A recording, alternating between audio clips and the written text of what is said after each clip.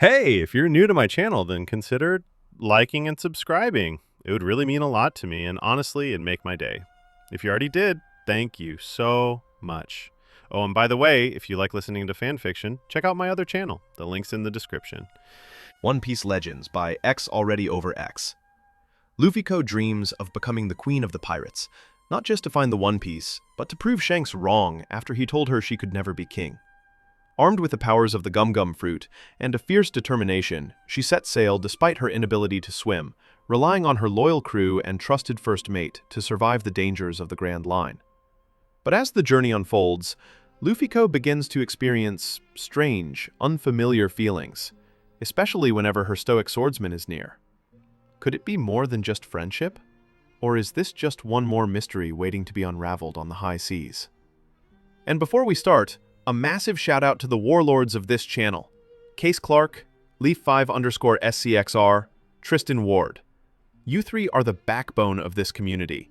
Your support means the world. Seriously, thank you for standing with me. If you want to join the ranks of these legends, hit that join button and become a channel member today. Let's grow this thing together. Much love, and as always, adios. Battle the Black Cat Pirates, battle on the slope. With these hands I will defend you. With these arms I will hold you. With this heart I will love you. When the fear comes, I will shield you. When the pain comes, I will heal you. When the sadness comes, I will protect you. I can see the sky-high walls you build. They are as clear as day, even unbreakable, almost. For I shall not just stand at the base of these walls and watch as you seal yourself behind them. No, I will not merely knock, try again, give up, and turn, never to see the real you again. I will break down those walls, smash through them, and embrace your soul. I shall not judge, mock, or exploit your soul. Rather, I will provide comfort and security, safe haven. A safe haven where you can be your true self without fear of ridicule. A safe haven for you and me, by John Maclay. Usopp and the others had managed to procure 3 barrels of an oil-like substance that Usopp had personally created. The plan was to spill it on the slope, preventing the pirates from making it up the hill easily and giving them a chance to pick them off. They lined the 3 barrels up equally across the hill, making it so that they would, once spilled, cover every available surface.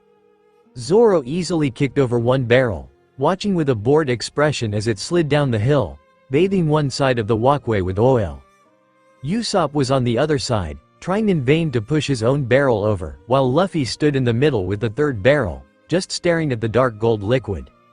She turned her head to watch as Zoro shoved past Usopp and kicked the 2nd barrel over, leaving just Luffy's. Zoro turned to face her and she just grinned before sticking her hand into the barrel and splashing the oil at the swordsman. Zoro let out a shout of surprise and leaned back, trying futilely to avoid the sticky substance. Luffy just giggled at Zoro's annoyed expression before placing her foot against the side of her own barrel and kicking it down the slope. She clapped her hands together, watching the liquid splash between them, before letting out a sudden squeak of surprise when a wet hand landed on her head. A loud chuckle sounded from behind her and she turned to glare at a grinning Zoro. "Turnabout's fair play, Captain," he said, ruffling her now sticky hair. Both Usopp and Nami rolled their eyes at the two before Usopp turned away to admire his handiwork, a proud smile on his face.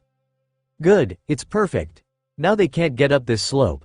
The oil covered all over should do the job. After they slip on the oil, we jump in and wipe them all out." He flashed Luffy a thumbs up while the others whistled, slightly impressed with the long-nosed teen's plan. Luffy stuck her foot into the oil, testing the slickness of the slope, grinning brightly. "I gotta hand to you, Usopp. You sure know how to play dirty."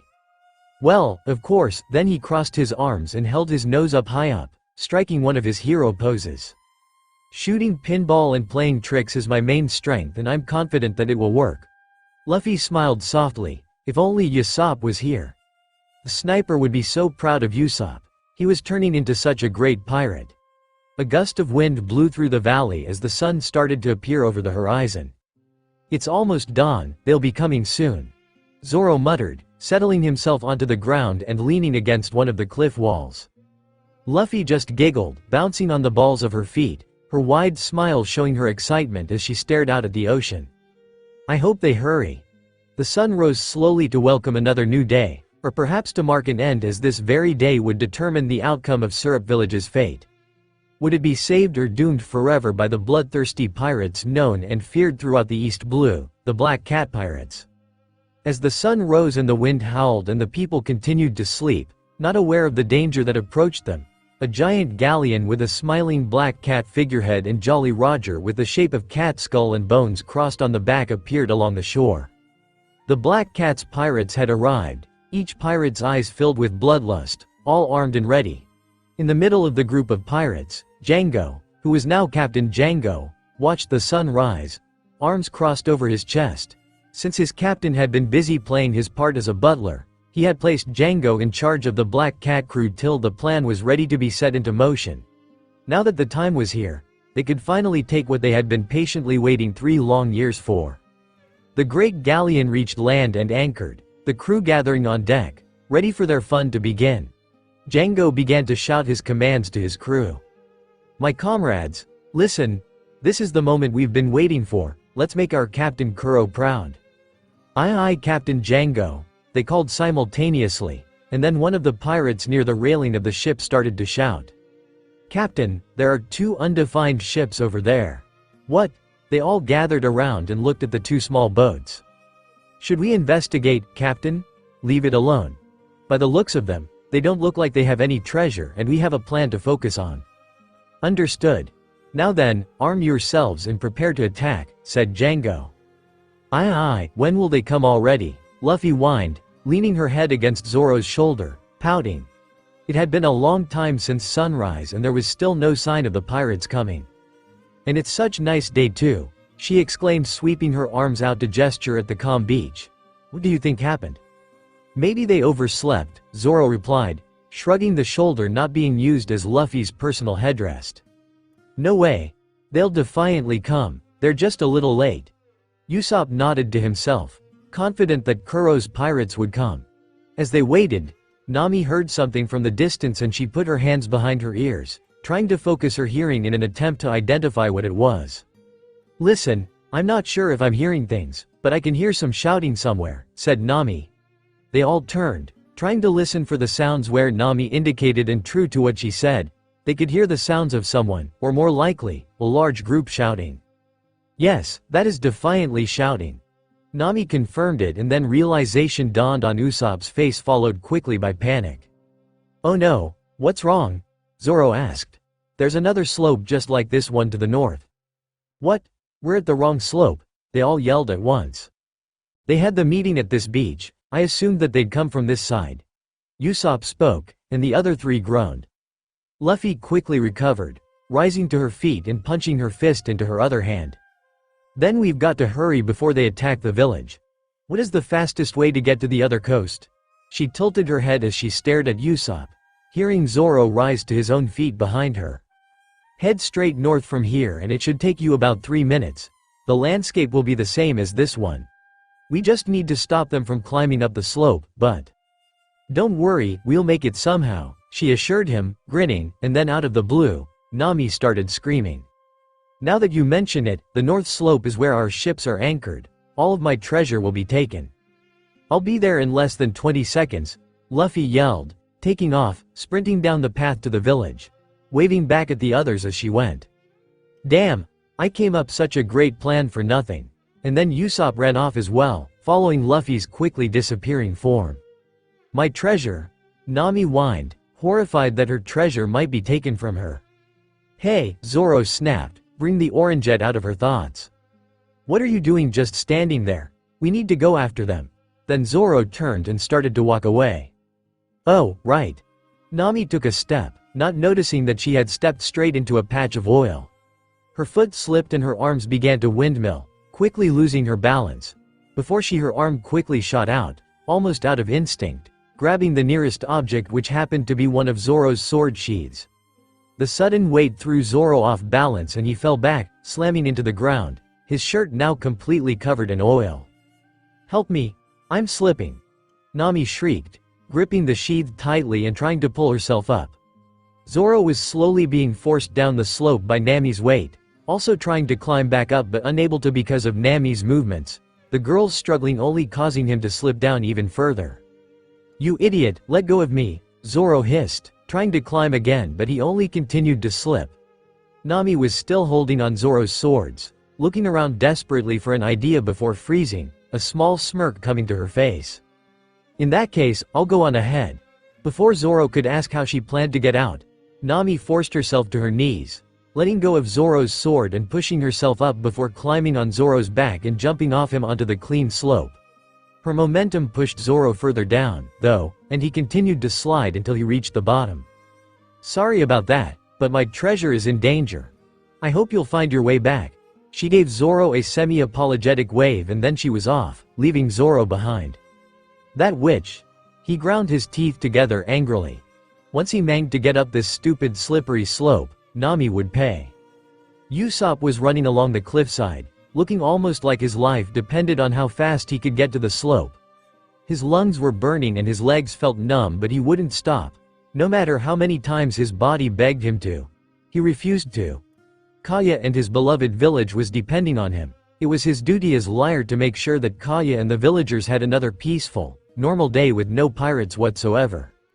"I hope I can reach the beach in time, but man," he let out an impressed whistle.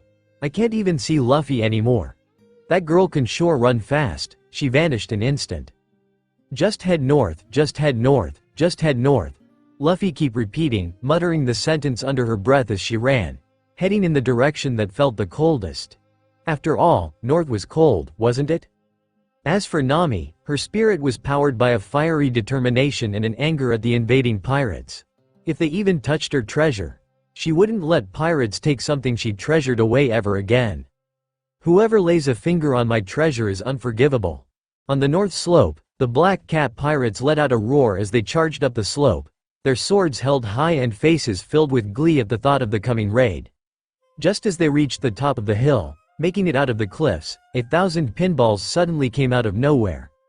The pirates were startled as one by one, they began to fall, knocked out by the small metal balls and left on the ground, groaning in pain. "What the? There's someone up there," one of them yelled. Django growled, annoyed that someone was stupid enough to go up against the Black Cat pirates. He looked up to see who the fool was that dared to attack his crew and then snorted in derision when he recognized the long-nosed boy from yesterday. "It's you, what the hell are you doing here, boy?" Django asked, irritated. Usopp was standing at the end of the slope, panting hard after the long run, thanking the Lord that he had made it on time. Otherwise, the pirates would have reached the village by now. He took a few gulps of air and stood straight, puffing out his chest as he spoke. "I'm Captain Usopp, the brave warrior of the sea, and you've trespassed on my territory. I'm the one whose name is known throughout the East Blue, so I suggest you all leave before things turn ugly."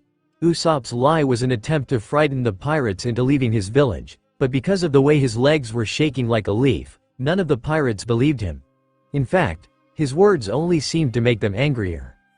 Usopp gulped, sweating as he glanced at the pirate crew before him. This was not how it was supposed to happen. Wasn't Luffy supposed to be here before him? He had seen her take off, running like the speed of light, so why wasn't she here? Unfortunately for him, it seemed Luffy's sense of direction was almost as bad as Zoro's. "I don't get it, she was supposed to be here first, not me. If she didn't get here first, then where did she go off to? How the hell did I end up here?" Luffy screamed in confusion, standing on the outskirts of Syrup Village, staring at a large rock wall in the middle of the forest, far away from the slope. He said head north, so I ran where it's cooler. Where do I go now?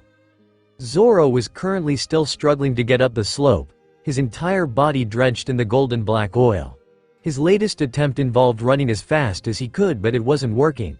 It left him almost running in place, struggling futilely but not moving an inch. "Damn it! I can't get past this." Usopp was now shaking, gulping, and sweating all at once. He was bloody scared, and seeing those angry sneers wasn't helping him too much.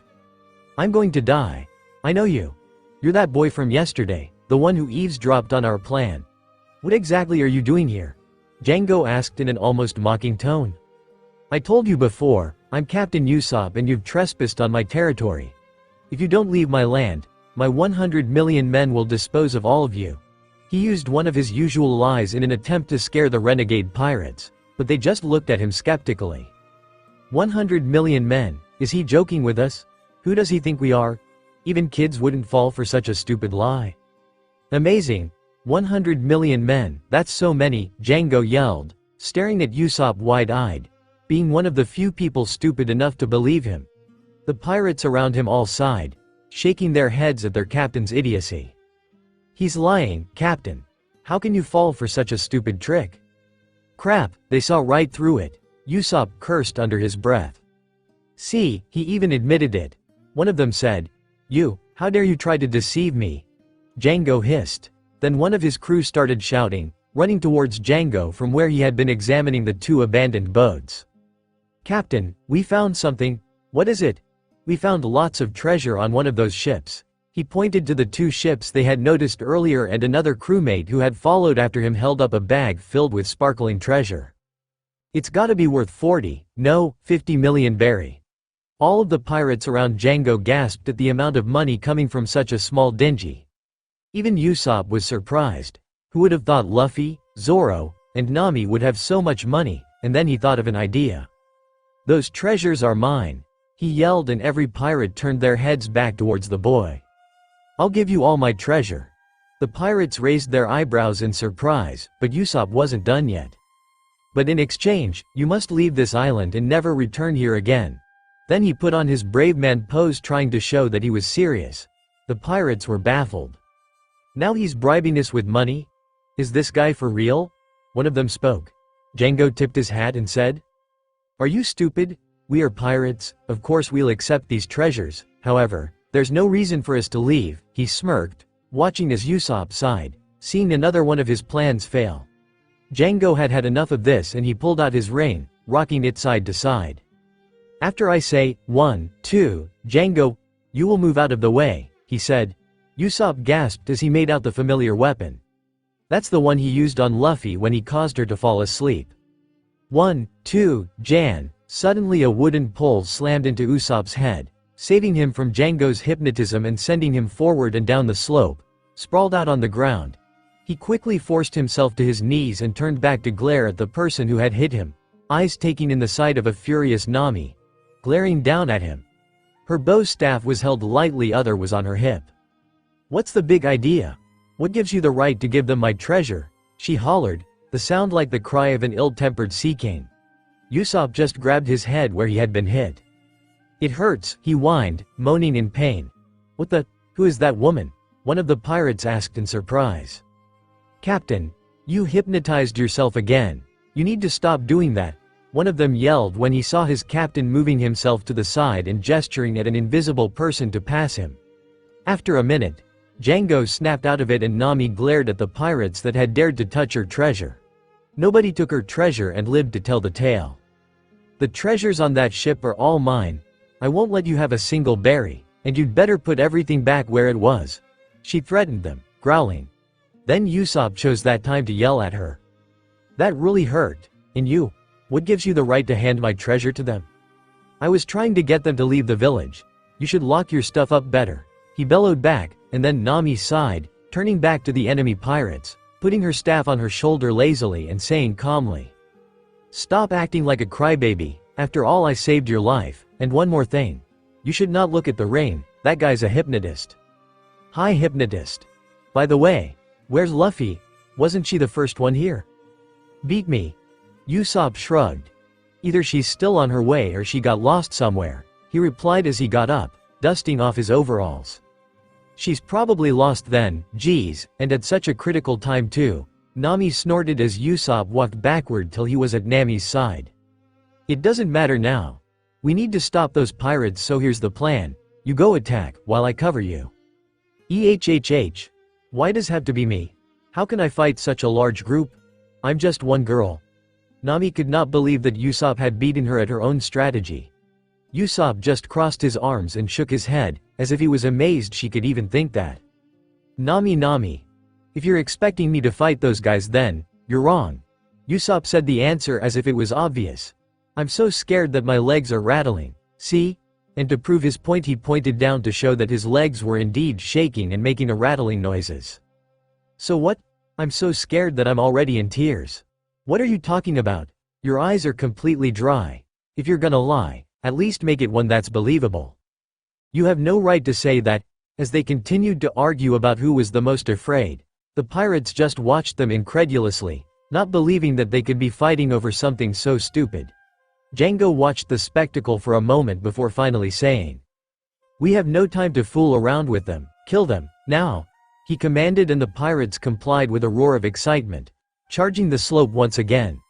Both Nami and Usopp froze and stared down at the approaching pirates worriedly. "What are we going to do?" Nami tensed at the look on their faces, and Usopp was getting edgy as well until he finally thought of a plan. "Wait, I got it. I have some caltrop." He quickly rummaged through his bag and brought out a bunch of small, spiky caltrop. "You've got some good stuff in there," Nami complimented, smiling as she let out a relieved breath. Usopp smirked and gave some to Nami, and then they both turned towards the pirates, throwing their caltrop at the charging men. Meanwhile, on the south slope, Zoro was lying sprawled on the ground, panting, after another failed attempt to get up the slope. He wiped some of the oil off of his face and groaned, turning his head to glare at the oil-covered path. "Damn it, Nami. That witch, pant, unforgivable. If Luffy gets hurt because I was stuck here, she'll pay." He lay there for another minute, trying to catch his breath until he thought of an idea. After another second his eyes widened and he scrambled to his feet, pulling out two of his swords before beginning to climb the slope again. This time though, when he started to slip, he used his swords to pierce to the ground, using them as leverage to pull himself up. He kept going till he was finally out of the oily part of the slope and ready to kick some pirate's ass. With a sigh he flicked his swords, getting the bits of oil off of them before sheathing them. Now, where is that north coast? He really needed to let off some steam. "Now, where's the hell am I now?" Luffy shouted, staring at the outskirts of Syrup Village, her hands on her hips and a pout on her face. She was completely lost now, and it was starting to frustrate her. She wanted to go beat some pirates up.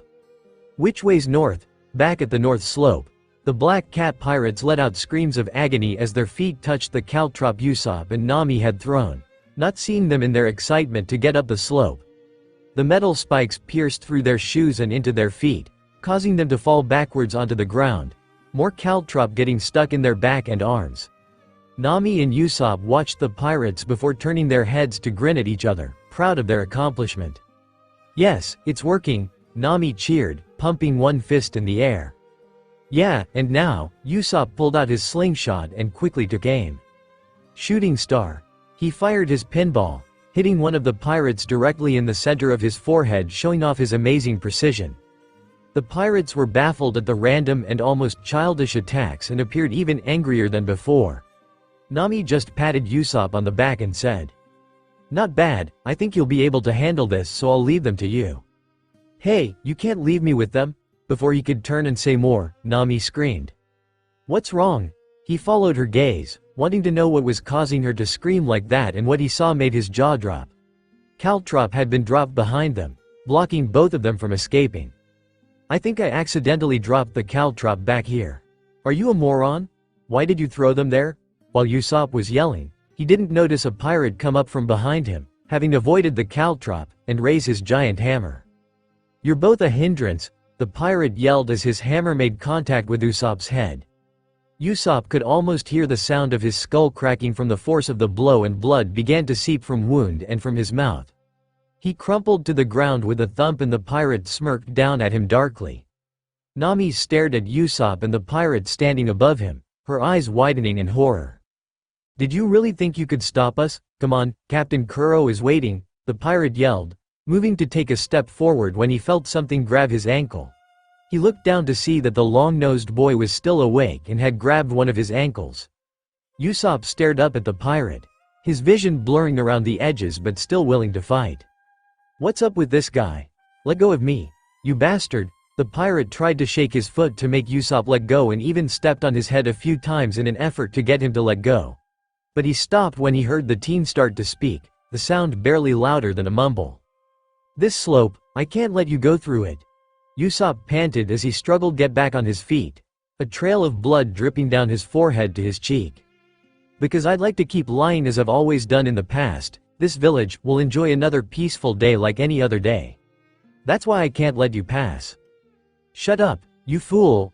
Another pirate with a sword came from behind his crewmate, having gotten tired of the teen's childish ranting. As he swung, about to kill the boy, Nami sprung into action, using her quick reflexes to hit the pirate on the side of his face using her staff, knocking him away. Another pirate saw her move and attacked Nami with his sword, but she turned again and blocked him. The pirate was far too strong for her, being physically larger and with his momentum and anger fueling him, and he was easily able to knock her to let out a grunt of pain. Nami. Usopp's eyes widened as he saw her fall, but before he could even move to help her, the pirate with the hammer hit him again on the head and he landed face first back in the dirt. The pirates laughed darkly, as if the whole thing was just a practical joke to them. The laughter halted when Captain Django called out, "This is no time to be fooling around with the children. Captain Kuro is waiting, and if anything goes wrong with the plan, we'll all be killed, you imbeciles." The pirates shuddered as they remembered how bad Captain Kuro's temper could be. If his plan happened to fail because of them, their captain wouldn't hesitate to kill his own crew. Turning away from Usopp and Nami, the pirates quickly resumed their trek up the slope to the village, determined to finish Kuro's plan and get the girl's money. "Stop, damn it, please, leave this village alone. Leave my crewmates alone. Leave Kaya alone. They don't deserve this." Then, by some miracle, the pirates who had run ahead were now flying back, away from the top of the slope and down to where Captain Django stood. Usopp just gawked at the sight of it. Even Django and Nami were shocked, their faces displaying matching expressions of, "What the fuck just happened?" The pirates who were knocked back groaned as they sat up, unsure themselves of how they had been stopped. Everyone's gaze was on the top of the slope where an out-of-breath Monkey D. Luffy and her first mate Roronoa Zoro stood, glaring down at the pirates. "It's about damn time," Nami mumbled, relieved that the two idiots had finally made it. "What's all the ruckus?" Zoro asked, bandana already tied around his head and one sword resting lightly on his shoulder, looking for all the world like he had just woken up and wasn't facing down a group of pirates. "How should I know?" Luffy replied, snorting. "But I'm still pissed off." Zoro glanced at Luffy and ruffled the part of her head visible under her hat, earning a small grin from her, before remembering why Luffy, and by extension, himself were annoyed. "Nami, how dare you trample me down the slope? Usopp, you idiot! You didn't tell me which way was north." Both glared at Usopp and Nami respectively while Captain Django just watched the four skeptically. Who in the world are they? Meanwhile, just outside of the front door to Kaya's mansion, Captain Kuro was sitting on the porch stairs, patiently waiting for his crew to show up. It had been over an hour since sunrise and not a single one of them had made their appearance yet. "They're late, those bastards," he growled. "They should know by now what will happen if my plans are disturbed." He rose gracefully from his sitting position, a wrathful-looking glare on his face directed at his incompetent men. "If they cause my plan to fail, I will kill them all." Once he decided he had waited long enough, he grabbed the bag that held his weapons and started to walk towards the north slope. Unknown to Captain Kuro, he was being watched by one of Usopp's fateful crew, Onion, who was currently hiding behind a tree. The boy watched the scary butler walk away to wherever he was going, and the look on the man's face suggested that something dreadful and bad was going to happen whenever he got to his destination. It was giving him the cold shivers. "What's going on? I've never seen him look like this. This is really bad." Onion had no idea just how bad it was as he turned to go tell Pepper and Carrot what he had seen, and it would soon be turning into something much worse. Django was stunned to see that one puny girl and a teenage boy had managed to send his entire fleet of pirates right back to the shore with what appeared to be very little effort. He had never seen anyone that strong, it was just inhuman. Usopp's body was shaking, partly from the pain in his head and partly from relief. Luffy and Zoro had made it just in time and had managed to push back every pirate. "You guys are that strong?" Usopp asked, and Luffy nodded as a reply, still trying to catch her breath from all the running she had done. "You guys are way too slow," Nami hissed, irritated with the both of them, and Zoro growled back. "It's all thanks to you. You pushed me down that oil slick and then left me." "That was an accident, I had no choice. Rather than both of us fall, it was better if one of us made it through," she argued, her tone calm, as if it was the most obvious thing in the world. Zoro's glare deepened and he ground his teeth together before snapping at Nami's smug smile. "Then why not you? Just head north, you told me. Just head north, and guess what? I headed north and ended up running in circles. You never told me which way was north, Luffy yelled at Usopp, pointing a finger accusingly at the long-nosed boy. Hey, don't blame me. You're the one who ran off full of confidence, Usopp shouted back, forcing himself off of his stomach and into a sitting position. That happened unconsciously, I was just excited, she said calmly, and Usopp gave her a disbelieving look, arms crossed over his chest. While they continued to argue with one another, Django glanced up at the clear blue sky, knowing that they were already very late. We've been here too long. Captain Kuro doesn't like waiting. He shuddered as he thought of how angry his captain was going to get if they didn't do things according to his plans. But before they could get to the village, they needed to get rid of these rodents. Men, are you going to let these children make a mockery of us? Said Django, and one by one his crew slowly got back on their feet, ready for another round, their pride injured at the fact that 4 teenagers, 2 of them girls, had managed to knock them down. Listen, we don't have the time to fool around here. If we don't complete the plan, then Captain is going to take it out on all of us, he continued, pulling out his hypnotic ring from a pocket in his coat. They're strong, so we'll just have to be stronger. Now stare into this ring. The pirates all turned to face Django as he began to rock the ring back and forth, starting his hypnosis. With 1, 2, Django, you'll become strong. Your injuries will heal and you'll become very, very, very, very strong. Django's words were already having an effect on the pirates, even without the hypnosis. Some of them had started to smirk again and the rest were rolling their shoulders and raising their weapons, getting ready for another go. The Straw Hat Pirates just watched the scene unfold in front of them, 3 of them wearing expressions of disbelief, looking at the Black Cat Pirates like they were stupid. Hypnosis? Nami scoffed. Making them believe that they're strong. That's just stupid. Usopp and Zoro both nodded, silently agreeing with her. No, it's not, Luffy interrupted, a serious note in her voice that caused all 3 of them to stare at her in surprise. She glanced away from Django to look at her crew and continued. He used that once on me to put me to sleep. That's why you guys found me on the shore. His hypno thingy is really powerful. Putting you to sleep isn't a big thing, but it's got to be impossible to hypnotize someone and actually make them stronger, Nami said, shaking her head. Luffy remained silent and continued to watch as Django prepared to unleash the hypnosis. You'll become stronger. Much stronger. 1, 2. Django pulled his hat over his eyes right as he finished his chant, and all around him, he could hear the pirates begin to roar. He grinned smugly as one broke away from the group and slammed his closed fist into the cliff wall, shattering an entire section and sending it crumbling down. The cliff's totally destroyed. What power, Zoro said, shocked and a little impressed as the pirates began to cheer at their crewmates' display of power. They're really hypnotized. I don't believe it. Nami couldn't believe that the hypnosis Django had been using had actually given his men an extra power boost. That's just one of them, and there's so many of them. Usopp was sweating again, high out of his head. See, I told you, his hypno thingy works, Luffy exclaimed, crossing her arms over her chest and nodding to herself. This is no time to argue about WHO was right. We have bigger problems that need to be taken care of, Nami screeched, turning to Luffy and smacking the girl upside the head. Go!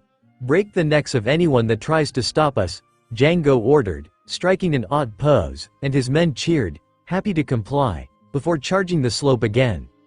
Their eyes were wild, the iris so small and dilated that they looked like their eyes had rolled back into their heads. Saliva dripped from the mouths of some as they got closer and closer to the Straw Hat Pirates. Shit, here they come! Zoro hissed, taking a few steps forward. Usopp, Nami, get out of the way, we'll take it from here. He drew out his second sword and adopted a fighting stance, a maniacal grin coming to his face. Both Nami and Usopp did what they were told and quickly scrambled off the path and onto the grass, Nami helping the injured Usopp to move, both willing to let Zoro and Luffy take care of things. So Lu, any ideas? He asked, grinning down at his captain. Well, just one right now, but you'll need to step back a little, she replied, fixing him with a grin of her own. Zoro just nodded and took a few steps back, sliding one of his swords back into his sheath.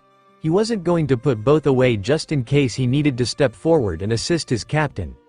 Once Zoro was a little bit away from her, Luffy raised her hands above her head, interlacing her fingers and cracking her knuckles before shaking her hands to loosen them up. Grinning brightly, she stretched her arms behind her, surprising both Usopp and Black Cat pirates. Zoro smirked, liking where he thought Luffy was going with this. Luffy took her time stretching her arms before charging the approaching pirates who had decided to hold their ground against her. "Gum Gum Bazooka!" she shouted, launching her arms forward and catching the first wave of pirates and knocking them back into their crewmates. Luffy's arms snapped back into place, a satisfied smirk on her face while Usopp and Nami cheered her on from behind. But their victory was short-lived. When the dust kicked up from the pirates' fall cleared, it revealed that every pirate was still standing, glaring up at the raven-haired girl darkly. Luffy and the others just gaped in shock. "What the? No way, there's no way they can still stand after that hit," said Usopp, eyes widening as they swept over the pirates. "How could they survive the same attack that sent Captain Buggy flying? No normal human would stand a chance," Nami exclaimed, scooting away from the cliff face a bit. "Maybe they are stronger than we anticipated." Zoro gritted his teeth in frustration. It looked like this battle might be harder than they thought. The pirates started to snicker, which caused his anger to double, taking slow steps forward as they made their way up the slope to where Luffy stood.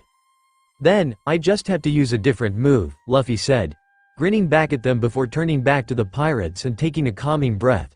She stepped back into her normal fighting stance and prepared to throw a punch. Gum Gum Gatling Gun.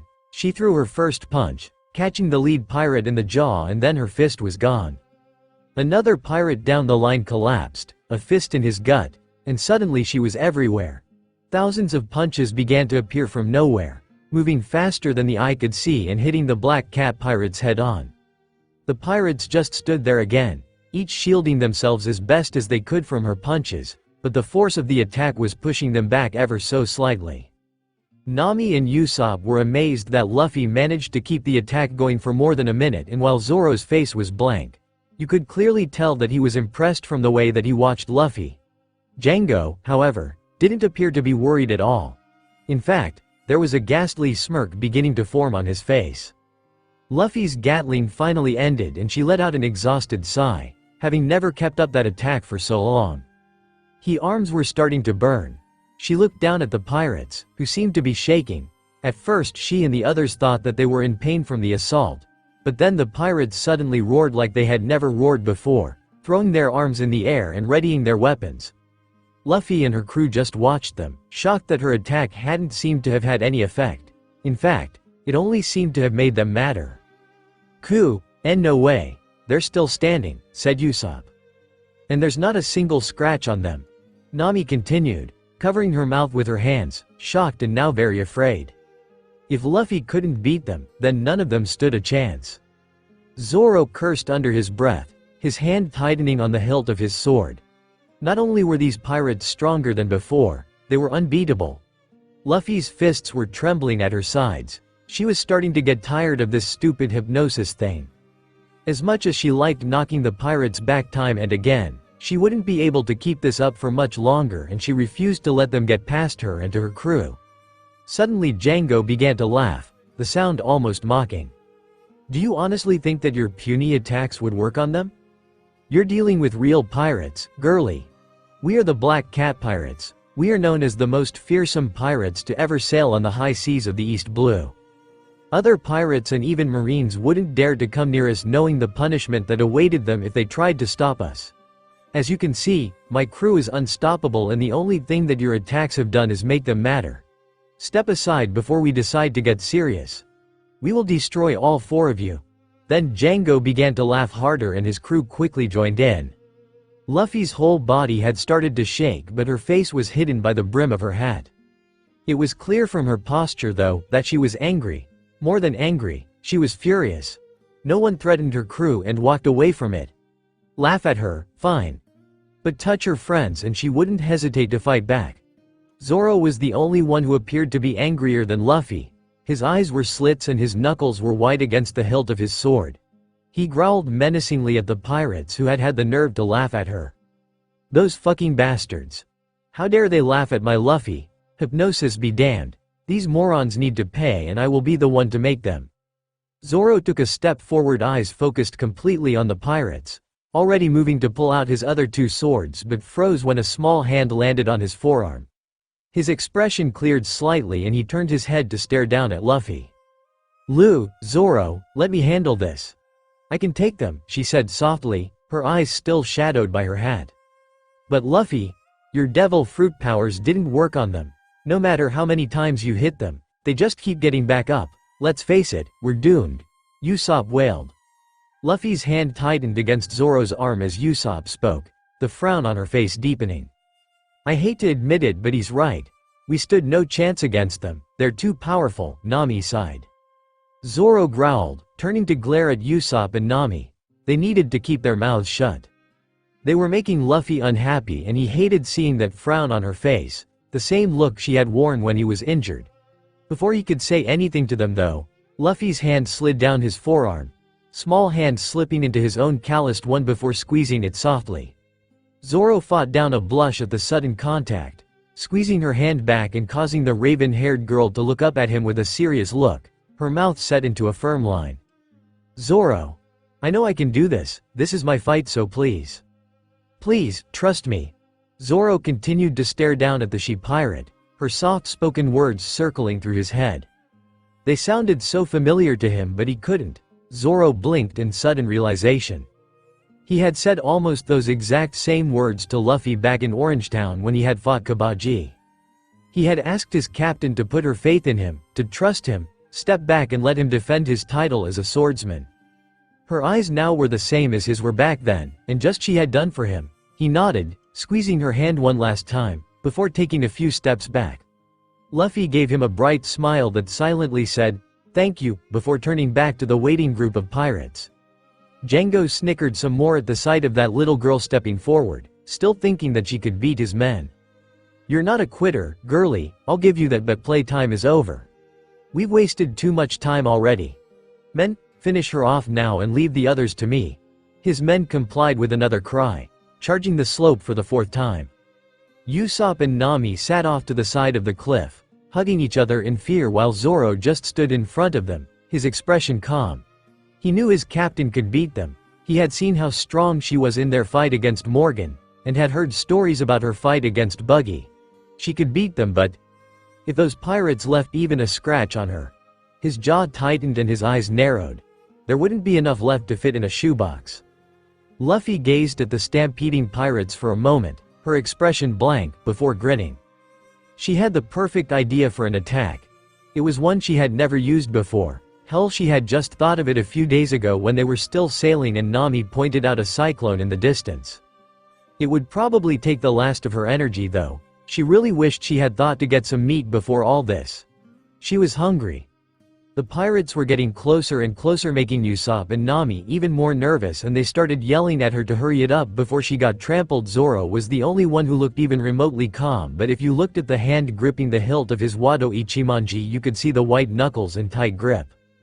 As the enemy drew closer, Luffy's concentration deepened and she held her hands out in front of her, silently hoping this worked, and crossed one arm over the other, making a horizontal X. Her arms began to stretch and twist more, wrapping together like a licorice vine.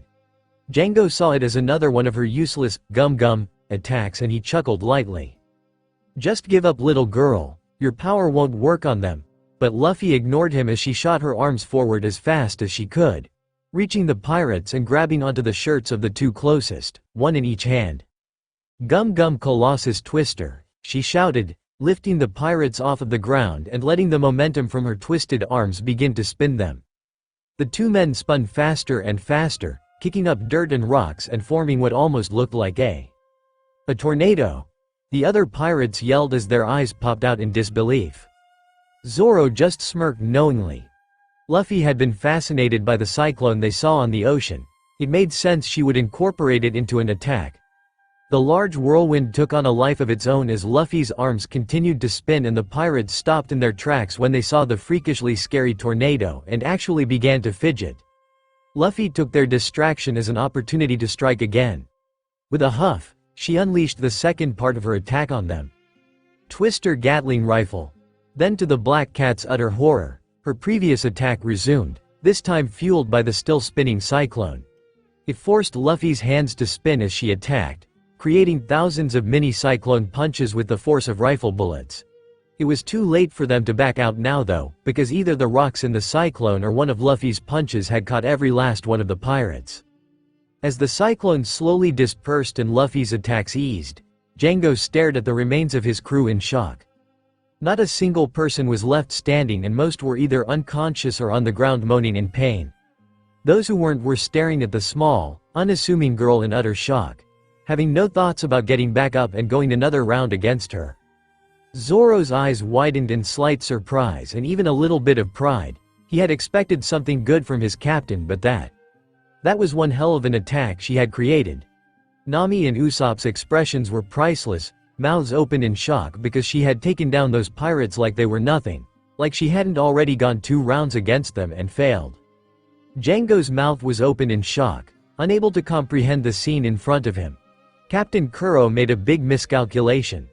"These kids are not your ordinary brats," he muttered as he eyed the panting girl. The terrifying duo, Nyabin brothers versus Zoro the Usopp pirates, were gathered in their usual meeting place, one that Captain Usopp had picked out all those years ago. The spot was near one of the cliffs on the east side of the island, overlooking the ocean and the sun rising in the distance. It was a secluded spot, one tree providing a bit of shade, a few logs for sitting and a pirate flag with Usopp's personal symbol waving tall and proud behind them. Even though the sun had barely risen above the horizon, the 3 boys were all awake and dressed for the day. Usopp, as captain, was the one who usually gathered them together for meetings, but this morning Onion was the one to call the meeting.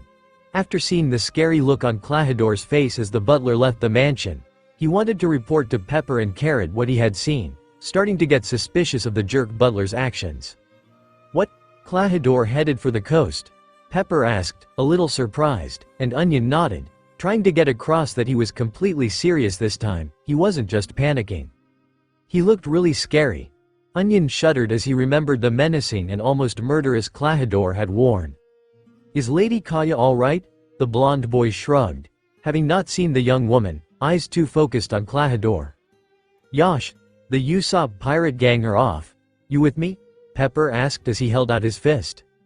"I am with you," Onion stuttered, a little nervous, as he held out his fist as well. Snore.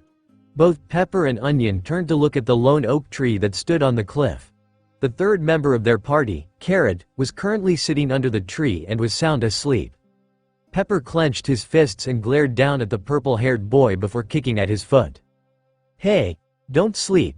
After a few seconds Carrot opened his eyes blearily, and rubbed at one eye while trying to stifle a yawn. "But it's still sleeping time, guys. This is not the time to sleep. There might be something horrible happening. Klahador is up to something and we need to find out what," Onion insisted, pulling at Carrot's arm in an effort to get his friend up. Once Carrot was off the ground they started to run towards Kaya's mansion, a little concerned that something might have happened to Lady Kaya. "I still think that the pirates are going to attack," Onion huffed as they ran along the path on the outskirts of the village. "Although Captain said that he was lying, I don't really think he was." "I think so too," Pepper nodded, a little ahead of Onion. "Me too, Captain was acting really weird yesterday," Carrot said, bringing up the rear. Suddenly concerned that pirates might attack at any moment, the boys increased their speed to get to the mansion faster and silently hoped that Kaya was all right. They reached the mansion after another few minutes of running and stopped to stare through the front gate for a second before moving to Captain Usopp's secret door. They could see Kaya's window as they ran, the glass pane open and the curtains fluttering in the breeze. "You don't think?" Onion asked, trailing off as the 3 looked at each other.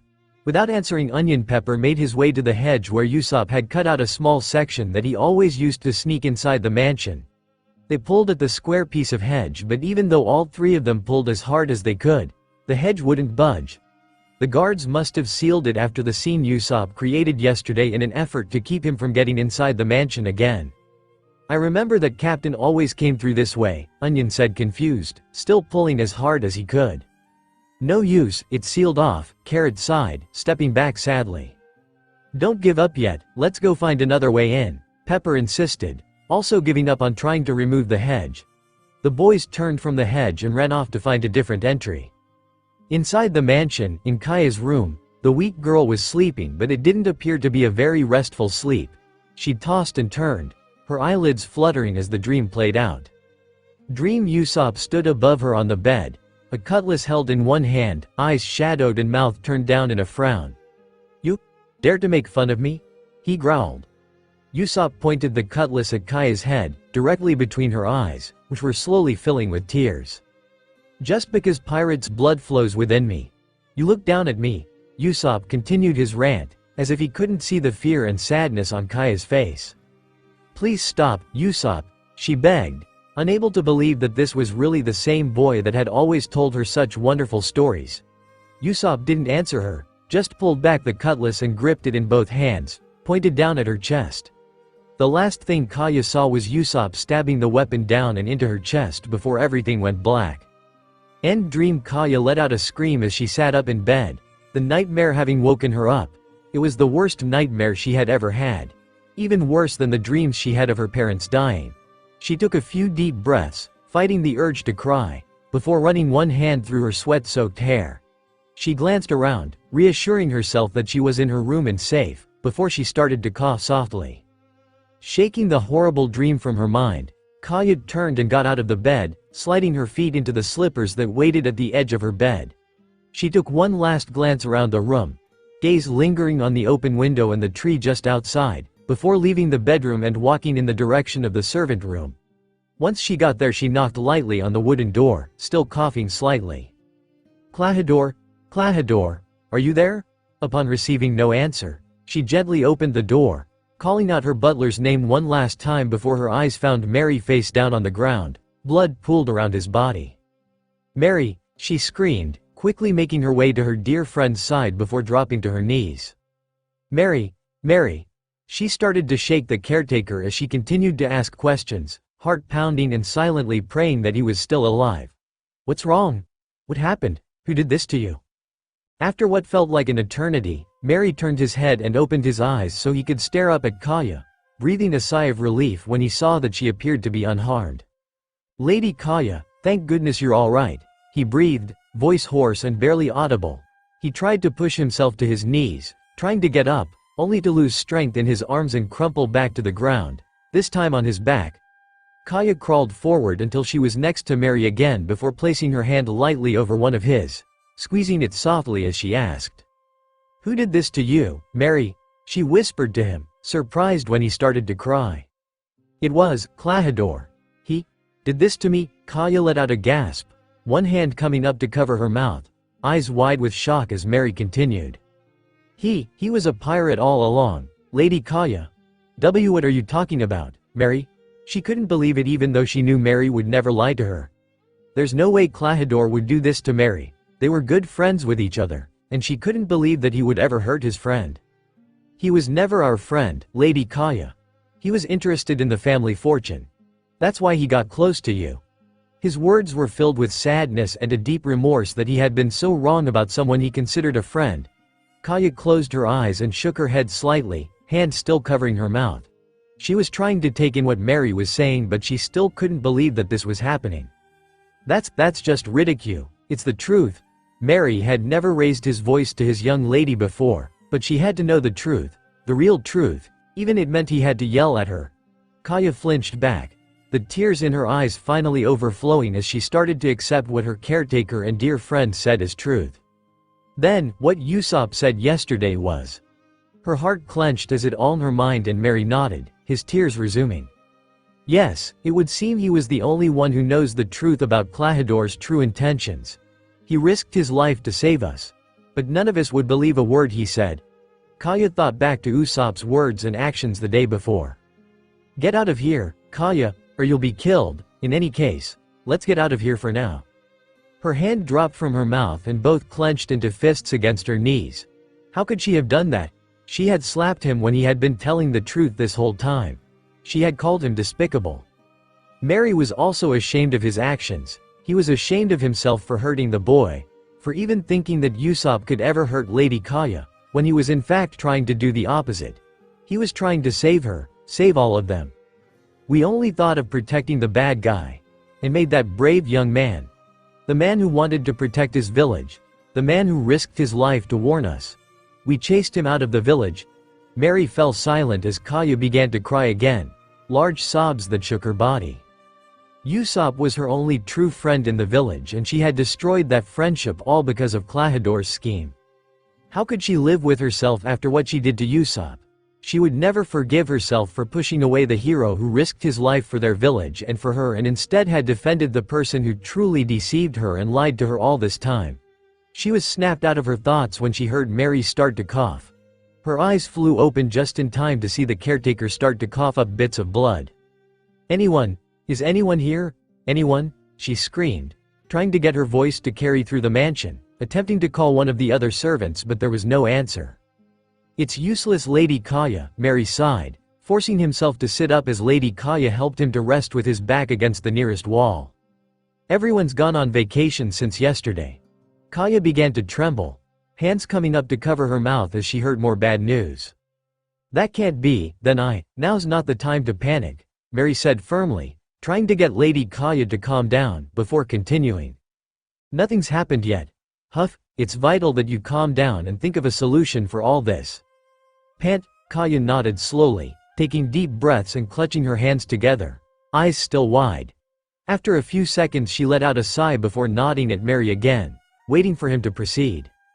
"If Klahador's motive is just to own everything in this house, then just give it to him. It's not worth your life to protect it." Mary's tone was serious and Kaya broke eye contact to stare at the ground, wiping away the last of her tears with the palm of her hand. Mary was right. She had to take care of this before Klahador could hurt anyone. "The problem at hand now is that you're the only one who can stop Klahador. Can you do it, even though this is not your responsibility?" Mary continued, watching Kaya carefully, making sure that she understood what he was saying. And Kaya did understand. If she could persuade Klahador to do her bidding, to take her fortune, he could leave the village unharmed. But if she messed up, there would be serious consequences. Then Kaya remembered Usopp smiling down at her and all the wonderful stories he always made up for her in an effort to put a smile on her face. She wanted that moment back, the way it was before Klahador ruined it. She wanted Usopp to come back and sit on the branch of the tree outside her window, a bright smile on his face, the same smile that lifted her spirits and made her forget all about her illness. Kaya knew the only to get him back was to give Klahador what he wanted. "I understand. I will not run away from this. I understand the consequences and I will talk to Klahador." Her voice was strong and her face had melted into a mask of determination, her fears disappearing at the thought of Usopp's smile. Mary watched Kaya stunned, his eyes growing wide. He had never seen his lady act like this before. She was no longer the weak, sick child she had been after her parents' death. She had been reborn into a stronger person. Outside of the mansion, the Usopp pirate gang were currently trying to get through the main gate so they could get to Lady Kaya.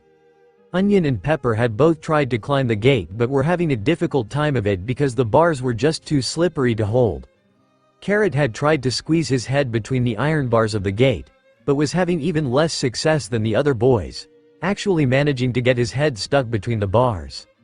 "What do you think you're doing?" Pepper snapped, glaring at Onion. "Hold on to them tight.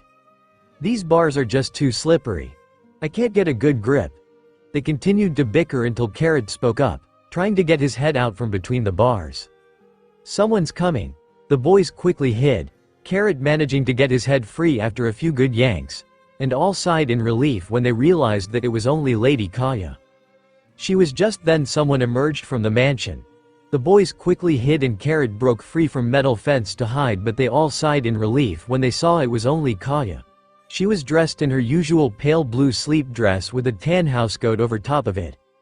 The Usopp crew watched her worriedly as she made her way to the main gate, leaving her mansion for the first time in 3 years. "What do you think is going on? She looks really troubled about something," Pepper whispered. "Lady Kaya is leaving her house by herself.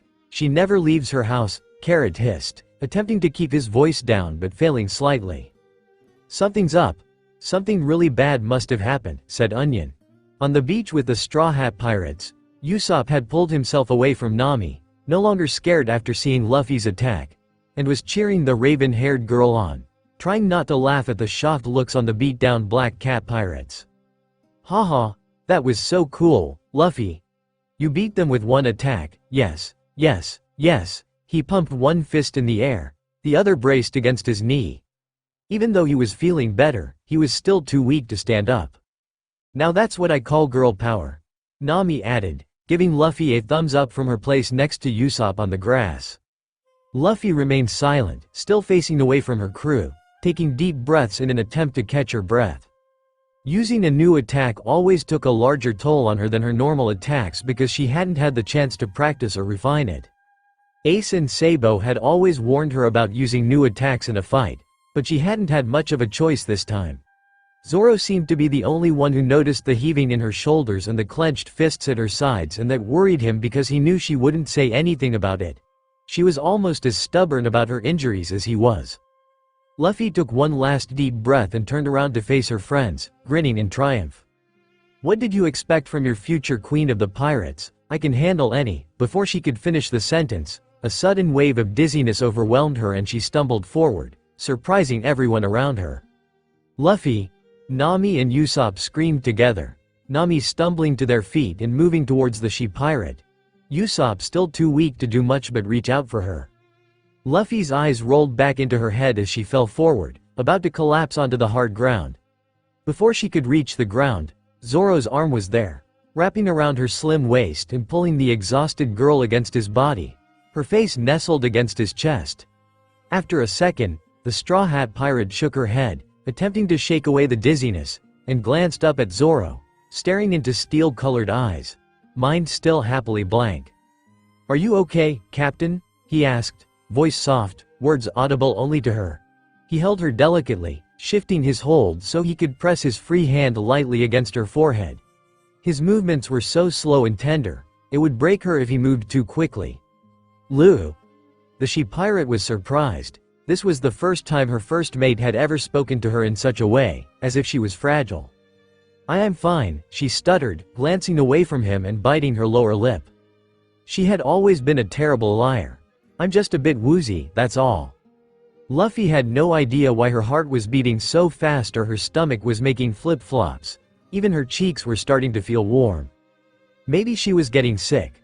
Zoro raised one of his eyebrows, confused at his captain's sudden shyness, but just shook his head, relieved that her voice sounded a little stronger. Seeing her collapse like that had startled him. He wouldn't go so far to say that he had been scared, but he had appeared at her side before he even realized he was moving, so he was at least a little worried about her. "Okay, just be careful next time. Though, I doubt you will be. You've never been the cautious type." Zoro grinned down at her and Luffy let out a soft giggle, but the swordsman wasn't finished yet. "Oh, and Lou, you did well today, Captain." His grin melted into a soft smile and Luffy blinked in surprise. Not expecting the praise or a true smile from her first mate. He has such an amazing smile, she thought, eventually returning the smile. "Hey Luffy, are you okay?" Usopp asked, interrupting Luffy's thoughts. She turned her head to find the long-nosed sniper, still kneeling on the grassy bank, watching her worriedly. Nami was a few feet in front of him, a hand on her chest, looking slightly relieved now that the smaller girl was moving and talking again.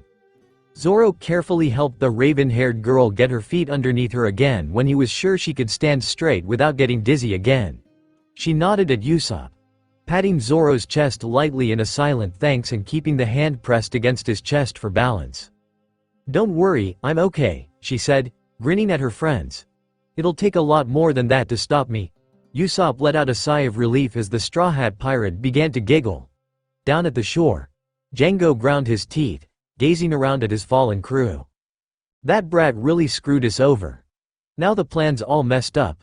If Captain Kuro see this, he'll kill us all." The hypnotist ground his teeth together as he eyed the Straw Hat girl. Not only her, the swordsman looked like he might be an issue as well, but the girl was a more immediate problem. "That girl is a nuisance. If this continues she'll disrupt Captain Kuro's plan," he muttered to himself, rubbing his chin thoughtfully. "I need to figure out a way to stop her before things get out of hand." After another few seconds, Django smirked, a plan coming to mind. He turned back to his ship and shouted, "Come out." Nayabin brothers, two shadowed figures jumped from the ship's deck and appeared, kneeling, in front of Django, their movements so fast that they appeared to be nothing more than two dark blurs. "You called, Captain Django?" the first man asked. rubbing a hand over his face, as if he was cleaning himself like a cat would. He was very skinny man with green hair and cat ears on his head, a hunched back causing him to stoop over. He wore a large black shirt with a red bow tie and a pair of short blue shorts that showed off his obviously hairy legs. Dark brown gloves covered his hands, sharp claws at the end that looked like they could be used as weapons. "You called?" asked the other. The second man appeared to be almost the complete opposite of the first. He was a very overweight man. Large black spots covering various parts of his body and a large bell around his neck. He wore a red and black striped pair of pants and a fur cape with the same design. Like his partner, he too had a pair of cat ears and gloves with claws at the end, but unlike his partner, he also had 2 fangs sticking out from his upper lip. "Sham, Butchie, we need to get past this slope, but as you can see, someone's in our way." Django gestured up to where the Straw Hat crew stood. Luffy in the front with Zoro only a few steps behind her, one sword out and resting against his shoulder. "So here's the plan," he continued, gesturing the 2 towards him so he could explain his idea. The Straw Hat Pirates watched the 3 discuss their new plan, not overly worried. Now that Luffy had taken down so many of them, they could face anything those 2 tried to pull. Ignoring the enemy's planning, Luffy made her way to a tree right off of the path near Nami and Usopp. With a sigh, she removed her straw hat and hung it carefully on one of the low branches. After her fight with Buggy, remembering what he had done to her treasure, she didn't want her hat to get messed up again. Luffy scratched her head in annoyance as she made her way back over to Zoro, muttering under her breath about getting some sort of cord to tie the hat to her head. She just didn't feel right when she wasn't wearing it. After Django finished explaining the plan, they broke their huddle and the hypnotist commanded the skinny one, Sham, to attack Zoro. Sham took one glance at Zoro, who had stepped in front of Luffy as soon as Django said his name, and froze at the demonic look on the swordsman's face. "EA, you want me to fight him? But he looks too strong, right Butchie?" Sham panicked, eyeing his captain as if he was crazy. "Yee. Yeah, anyway, we're just supposed to watch the ship," Butchie added, taking a few steps back and pointing towards their ship. "I said get going," Django snapped, glaring back at the 2. Fine. I'm going. He looks completely different," Nami scoffed, having moved back to sit next to Usopp. What are they up to? There had to be some sort of plan behind this. Something about the whole thing was bothering the orange-haired navigator. Then Sham started to run up the slope towards Zoro, claws held above his head, moving in a way that showed that he was inexperienced in battle. "Hey you, be prepared, cause I'm gonna tear you apart with these very claws." Even his threat was pathetic, the words cracking, his voice sounding like he was close to crying. Luffy blinked, leaning around Zoro so she could see Sham, mouth turned down in a frown. "Man, this guy is a big coward," she scoffed, moving to lace her fingers behind her head, relaxing slightly. "Zoro could take care of this guy." "What am I supposed to do with this guy?" the swordsman asked, glancing back at her, not sure what the precedent was with a situation like this. "You?" he yelled, turning back to Sham. "If you don't stop, I'll kill you." Zoro didn't want to kill this guy, it wouldn't be a fight to him, just a massacre. And Zoro was nothing if not honorable, he didn't fight to kill people. As the green-haired cat man neared Zoro, his coward personality began to melt away and his arms lowered, face melting into a devious smirk as he adopted a better fighting stance. "That is, if you can kill me." "What?" Zoro's eyes widened in shock as Sham moved, now a blur, and brought his sword up to block the incoming attack. Sham's claws clashed against the sword and Zoro was forced to brace it with his other hand against the flat of the blade. This bastard. He gritted his teeth, angry at himself that he had fallen for the simple trick. Sham gazed up at Zoro, a mocking smirk on his face. "You took me too lightly." Pushing Zoro back slightly, Sham jumped back, settling into a relaxed but ready stance. "You blocked it well," Sham complimented, still smirking. "I thought my acting had been flawless. I may be tiny, but you'd better not take Sham of the Nyabin brothers lightly." He lifted one glove-covered hand and licked lightly at it, as if cleaning himself like a cat. Zoro narrowed his eyes at Sham, annoyed, but his eyes widened when he noticed the items on Sham's back.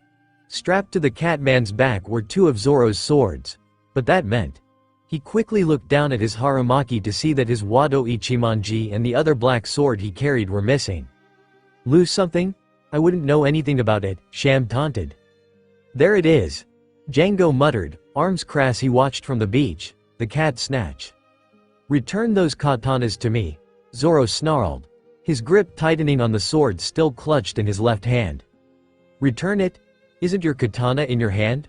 One sword is enough for you. Besides, these will only get in the way. Sham pulled the swords from his back and examined them for a second before tossing them behind him, as if they were nothing but trash. Zoro's anger doubled, his eyes darkening with rage and teeth gnashing together. Now, I feel much lighter. Sham calmly licked one of his claws, watching Zoro and waiting for his move. Luffy watched the fight from the top of the slope, eyes narrowing at the callous way Sham handled the swords. She knew how much they meant to Zoro. She could never find the swordsman without them strapped to his waist, or at least within arm's distance of himself. Luffy would even go as far as to say that he treasured those swords as much as she treasured her straw hat. To have someone treat such important items the way Sham had, it was unforgivable. How dare you throw my precious katanas? With an angry growl, Zoro charged Sham, moving quicker than the Catman expected from him. Gripping his one remaining sword in both hands, Zoro slashed Sham's torso, cutting him nearly in half before continuing down the slope to his swords. Bastard. Just before he could reach them, something heavy landed on his back, throwing him off balance and knocking him forward. The swordsman glanced back to see Sham sitting calmly on him, looking completely unharmed. How? I saw the attack hit him. What were you trying to cut? I'm a cat after all. Sham laughed, grabbing each of Zoro's arms and pulling them back, forcing the swordsman face first into the ground. He slid a small ways before finally stopping, Sham settling comfortably into a cross-legged position on his back, Zoro's arms still pinned behind him. Zoro, hang on, I'm coming, Luffy yelled, charging towards the fight. She had made Zoro a promise to never help in a battle against another swordsman, but this was different. Sham wasn't a swordsman and the raven-haired girl was itching to pay him back for disrespecting Zoro's swords. Sham just smirked. She fell for it. The green-haired Catman turned to look at his brother, who still stood near Django at the shore, and said, "Come Butchie, your turn." "Gotcha, Sham." The fat pirate ran forward a few steps before jumping high in the air, a feat that seemed impossible for someone his size. "Watch this." He shot down and landed directly in front of Luffy, forcing the girl to skid to a halt and throw herself sideways in an attempt to dodge the Catman's sharp claws. Without giving her even a second to regain her balance, Butchie continued to swing his claws around, attempting to shred the puny girl to ribbons. He still couldn't believe that this tiny little slip of a girl had managed to take down their entire crew. But as time wore on and Luffy continued to dodge his attacks, moving from foot to foot and even doing partial handstands and somersaults to avoid him, Butchie began to concede that she was a little stronger than she appeared. Luffy's stomach clenched as she dodged another swing and she cursed as her vision began to blur. She was so hungry, having not eaten breakfast this morning, and using that new attack. She was a little tired. She barely missed a downward swipe of Butchie's claws, feeling lightheaded and a little dizzy, her body starting to sway a bit. Butchie smirked as he saw his advantage. He had been getting annoyed with the raven-haired girl's constant dodges, but it looked like she had finally run out of energy. With a swiftness that contradicted his large frame, Butchie managed to slip behind Luffy and grab her, one arm wrapping around her middle and pinning her arms to her sides, the other forcefully holding her head in place. "Hey, let me go, you fat ass," Luffy hissed, struggling against his hold. She couldn't muster up enough strength to free herself from the hold and began to grind her teeth together, still attempting to kick Butchie in an effort to get free. "Damn it, damn it, damn it," she cursed silently. "I'm stronger than this, stupid stomach and stupid hypnosis. I'm going to kick these guys' asses." "Now, Captain Django," Butchie yelled to his captain, and Luffy began to struggle harder as the hypnotist pulled out his rein. Butchie yanked her hair, forcing her head back, and then turned her to look directly at Django. "Once I say, 1, 2, Django, you will fall asleep," Django explained, starting to swing the ring back and forth.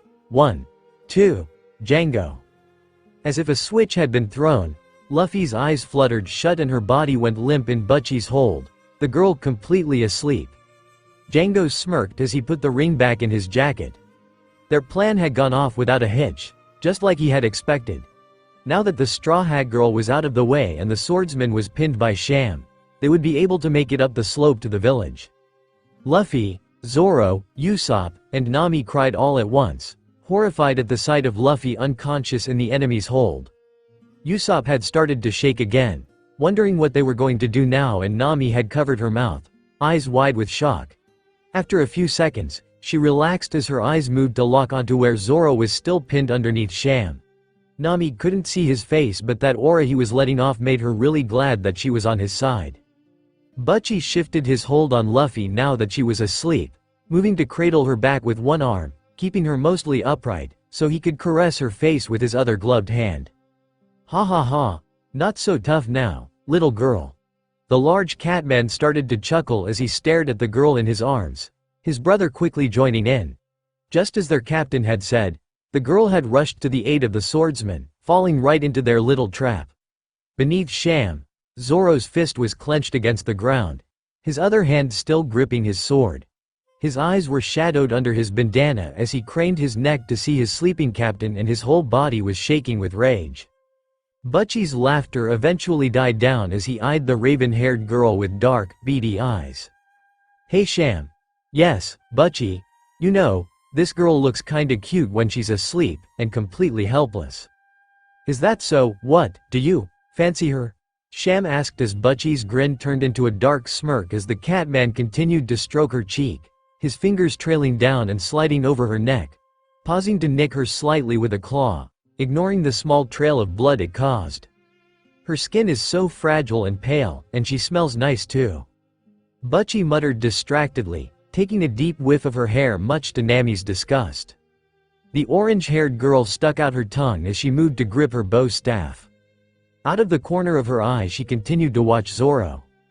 If that idiot didn't get up in the next 5 seconds, then she would get Luffy away from that guy.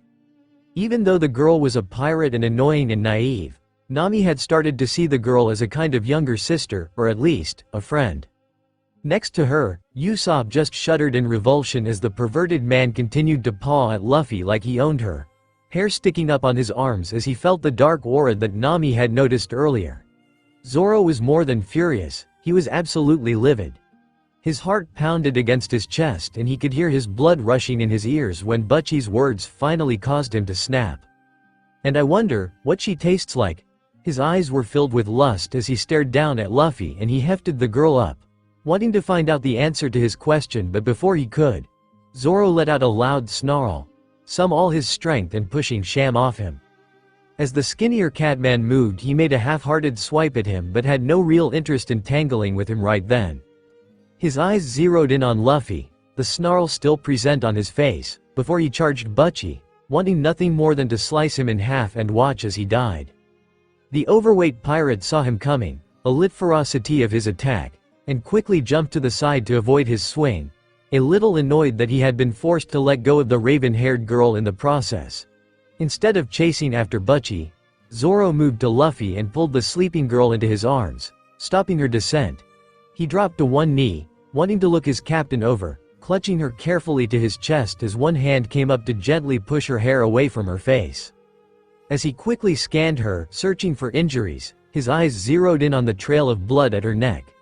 His gaze hardened and he glared up at the Nyaban brothers, clutching Luffy closer to his chest with one arm and holding his sword out in front of her protectively with the other. Unlike last time, Sham and Butchie didn't seem to be affected by his glare. They just glanced at each other blankly before snickering at him. Hey Butchie, I think you made our little swordsman jealous, Sham whispered conspiratorially, voice loud enough for Zoro and the others to hear. Ah, how touching. He's in love with his captain. Both Butchie and Sham laughed loudly at the statement and Zoro froze. He wasn't, she was just. After almost a minute of silence the swordsman twitched, the knuckles of the hand clutching his sword turning white and his hold on Luffy tightening. Without taking his eyes off of the two pirates he called out to Usopp. Usopp, take Luffy away from here. I have to exterminate some pests, he snapped, venom in his tone. Usopp quickly nodded and then, Realizing Zoro couldn't see him, voiced his agreement. He was starting to feel a lot steadier, not as dizzy, and he pushed himself to his feet before running forward to where Zoro knelt. Zoro carefully lifted Luffy up and placed her in Usopp's arms without looking away from his targets as Usopp quickly darted back up to where Nami stood, waiting for him. Zoro stood up and brought his only sword close to his face, clutching it with both hands and crouching into his fighting stance as the Nyaban brother prepared to attack as well. "One sword style is not my forte, but it will have to do," he muttered darkly, and the Nyaban brothers just smirked. "Let's go Butchie." Gotcha, Sham, Cat Claws attack. Sham and Butchie charged Zoro, using their signature attack, and teaming up as they began to rapidly slash at Zoro. Their swings forced him back, keeping him on the defensive and giving him no chance to counterattack. "This is bad, Zoro's under heavy pressure," Nami said, looking over at Luffy, who lay sound asleep next to her. She had tried to wake the other girl up as soon as Usopp brought her back, but it was pointless. Django's hypnosis spell was too strong and neither of them knew how long she would be unconscious. Nami almost felt bad for Zoro, getting hit with that kind of revelation in the middle of a fight.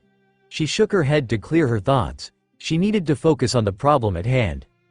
As she stared at Luffy trying to think of something to do, she noticed Usopp with his slingshot ready and aimed at one of the Nyaban brothers. "What are you trying to do?" she asked, whispering so that the enemy wouldn't hear her. "If they keep attacking him like that, there's no way he can win." "I'm covering him," Usopp spoke, closing one eye and lining up his target before firing. Shooting star. Zoro glanced back at Usopp's shout just in time to see that the sniper had shot his pinball at Butchie. He quickly blocked Butchie's attack and stepped in front of the large catman, taking Usopp's hit instead. Zoro gritted his teeth as the shot knocked the wind out of him, causing him to drop his guard.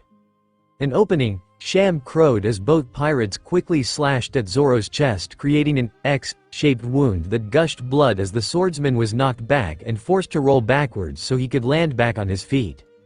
"Why are you hitting out own people? You're supposed to be a sniper," Nami yelled, smacking Usopp upside the head. "I didn't, he took the hit on purpose," Usopp explained, still not quite believing what he had seen. What would he do that for?"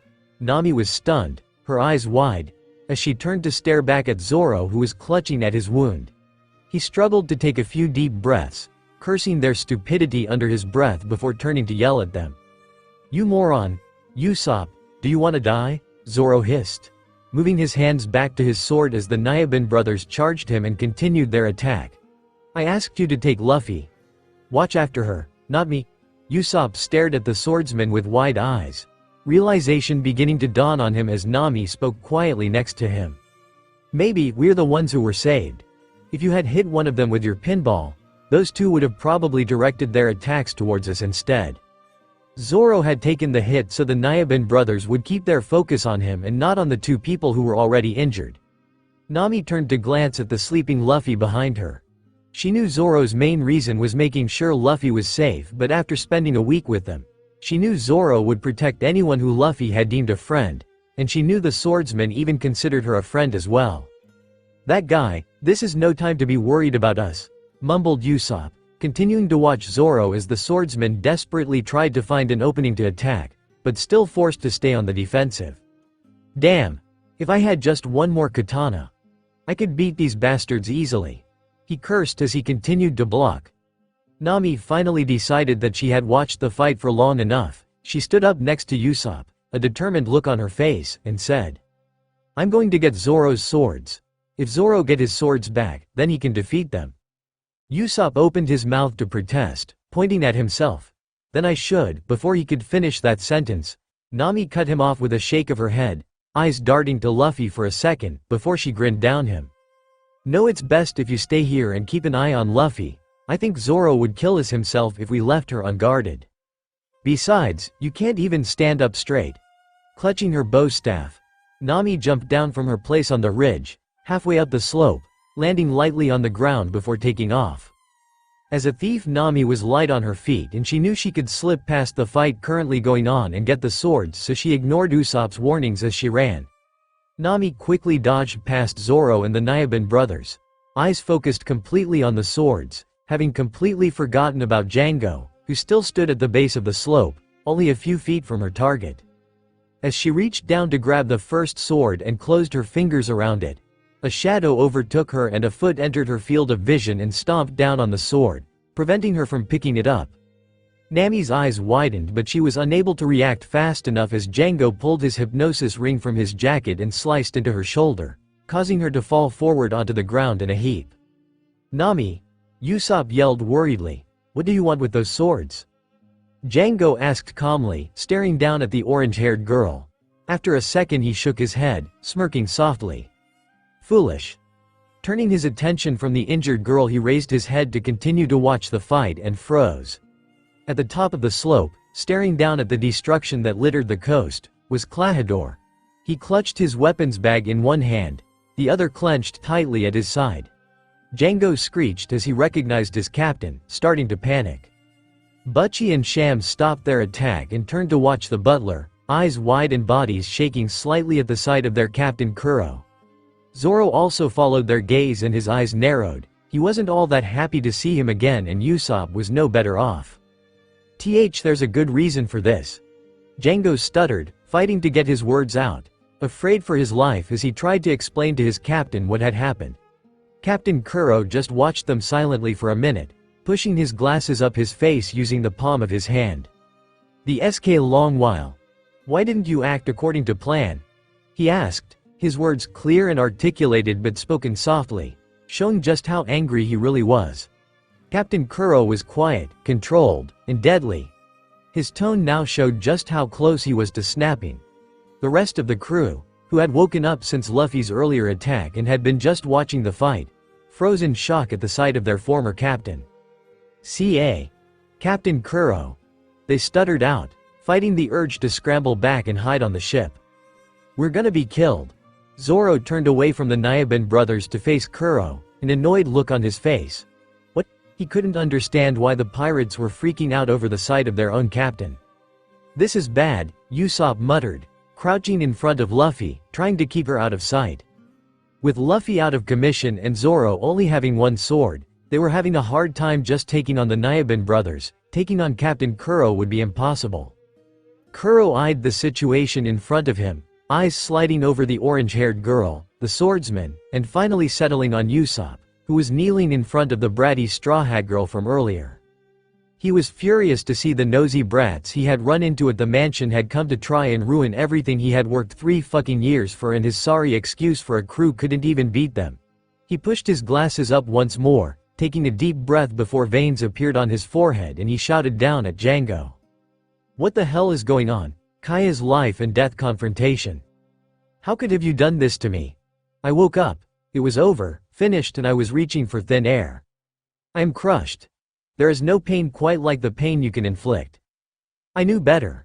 I did not ask or want to, but somehow you became the sun in my sky. Cruel, beautiful, consuming, dazzling and intense. You are the perfect dreamer. You are full of high ideals. You knew my thoughts with a mere glance. You were my strength. You were my comfort. You were my downfall. I want my misery to be yours. I want every minute spent on tears to drag into hours of racking sobs for you. I want you to never find the comfort you deny me. I want you to never find the love you deny me. I want this restless emptiness to haunt your nights and the bitterness I feel when I hear the word love to come reside with you. I want to hate you. I want to despise you. I want to forget you ever existed. I want to know someday I will find what was ripped from away from me, except I want it to be real. Someday I will achieve all of my greatest dreams, and for all the hearts you wasted you will suffer your own dark end. I only pray I see your end before I forget where to begin again. At last I know how to move on. Forgiveness for pain is my healing drug." By Samantha Bennings. The Black Cat Pirates, known throughout the East Blue as the most fearsome, murderous, and ferocious band of pirates ever encountered. Pirates who attacked without remorse, plundered towns like mindless barbarians, and stole whatever they could lay their claws on. They showed no fear in the face of any form of enemy except for one. Their very own Captain Kuro. He was the man who had given birth to the Black Cat Pirates. The man they feared more than anything or anyone. Captain Kuro of 1,000 Plans stood at the top of the slope, his form intimidating and powerful, reminding them all of how he had looked 3 years ago when he was still captain of the Black Cat Pirates. He glared down at his crew of pirates, his expression furious. Internally he was seething. Django, Sham, Butchie, and the other crew members could do nothing but tremble in fear and barely concealed panic under the heated gaze of their captain. They were frozen, unable to even think of running away, unable to speak even a single word. All they could do was silently pray and beg that their ruthless captain would spare them. Even Zoro felt a shiver of apprehension go through him when Kuro's gaze slid over him before continuing on. The presence Kuro was letting off was nothing like how he had been at the mansion. He felt dangerous now and he tensed slightly as Kuro turned to glance at Usopp. The long-nosed teen shifted in front of Luffy a little more, his legs shaking and his hands clenched into fists at his sides. He was scared, probably even more scared than the pirates were, and he cursed under his breath. Everything had taken a turn for the worse since the Nyabin brothers had shown up. Luffy had been knocked out by Django's spell and they didn't know when she'd wake up. Zoro was fighting at a disadvantage against the Nyabin brothers and was injured. And Nami's shoulder was badly hurt because she had tried to get Zoro's swords back. Add Captain Kuro to the mix and it looked like the Straw Hat Pirates' luck had run out. After another minute of troubled silence, Captain Kuro spoke, startling everyone in the area. "Never would have thought that you guys would have trouble dealing with these brats," he muttered, dropping his weapons bag at his side, the sound of it hitting the ground loud in the tense silence. "The Black Cat Pirates aren't what they used to be," Kuro continued, pushing his glasses up with the palm of his hand, eyes narrowing and veins appearing on his forehead as he focused on his first mate before taking a deep breath. Django, but didn't you say that these pesky key kids wouldn't be a problem?" Django stuttered, still flinching slightly from the force of Kuro's shout. He started to chuckle slightly, a habit he did when he was nervous. "Yes, I did. So what?" Kuro snorted, pointing at Usopp with one hand but not taking his gaze off of the hypnotist. "I knew they would come and try to stop us. But what I did not expect was that you fools would all be so damn useless." He shouted the last sentence, his whole body starting to shake with anger. His plan had already been delayed and here he was, having to argue with his idiot of a first mate. If they did not hurry then everything he had done would be wasted. Useless, Django stuttered, still trying to explain the situation they were in to his captain. He was interrupted when Sham spoke up, having had enough of being insulted. "Who are you calling useless? How dare you say that, Captain Kuro?" Butchie added, joining his brother in glaring up at Kuro. Zoro turned his gaze from Kuro to glance back at the Nyabin brothers, watching as they started to click their claws together, miming the attacks they were itching to perform. They snarled up at their captain and the swordsman had to admit, they were either really brave or they really wanted to die, and judging from the aura he could feel coming from Kuro, it was going to be the latter. "It's true that you were strong once before. But that's a 3-year-old tale. When you were fooling around in this village, we weren't just hanging around doing nothing," Sham yelled. "That's right. We've pillaged countless villages and defeated many pirate crews," Butchie added, body starting to shake as his anger mounted. "What are you implying?" Kuro inquired calmly, staring down at the two and speaking in a relaxed tone, as if they were discussing the weather and not preparing for a potential attack. "After these 3 years, do you have enough skills left to be able to win against us?" Both looked crazed, eyes wild and faces twisted into angry smirks as they shouted at their captain. The two charged past Zoro, surprising the green-haired swordsman, and he turned as they passed, curious to see what they'd do but also a little apprehensive. After all, Usopp and Luffy were up there, mere feet from Kuro. "Stop, Sham, Butchie," Django commanded, watching the two charge, completely horrified. He knew they couldn't beat Kuro, there was no way, but they refused to listen to his command. Sham just crossed his arms like a vertical X as he moved, ready to sink his claws into his captain's body. And Butchie held his claws out to the sides like a monster, also preparing to rip his former captain into pieces. As they neared the top of the slope, Captain Kuro grabbed the handles of his bag, his move already set and just waiting for them to get a little closer. "You're not our captain anymore," shrieked Sham, looking even more wild as he approached the former butler. "Sorry, but we're gonna attack you now," Butchie added. As Sham and Butchie crested the top of the ridge, mere feet from Kuro, The captain lifted his bag into the air and held it above his head. They were close enough now.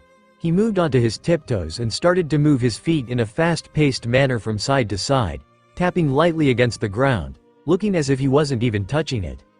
Sham and Butchie grinned darkly, thirsting for blood, as they finally reached Kuro and slashed their claws across his chest in the same X pattern they used on Zoro.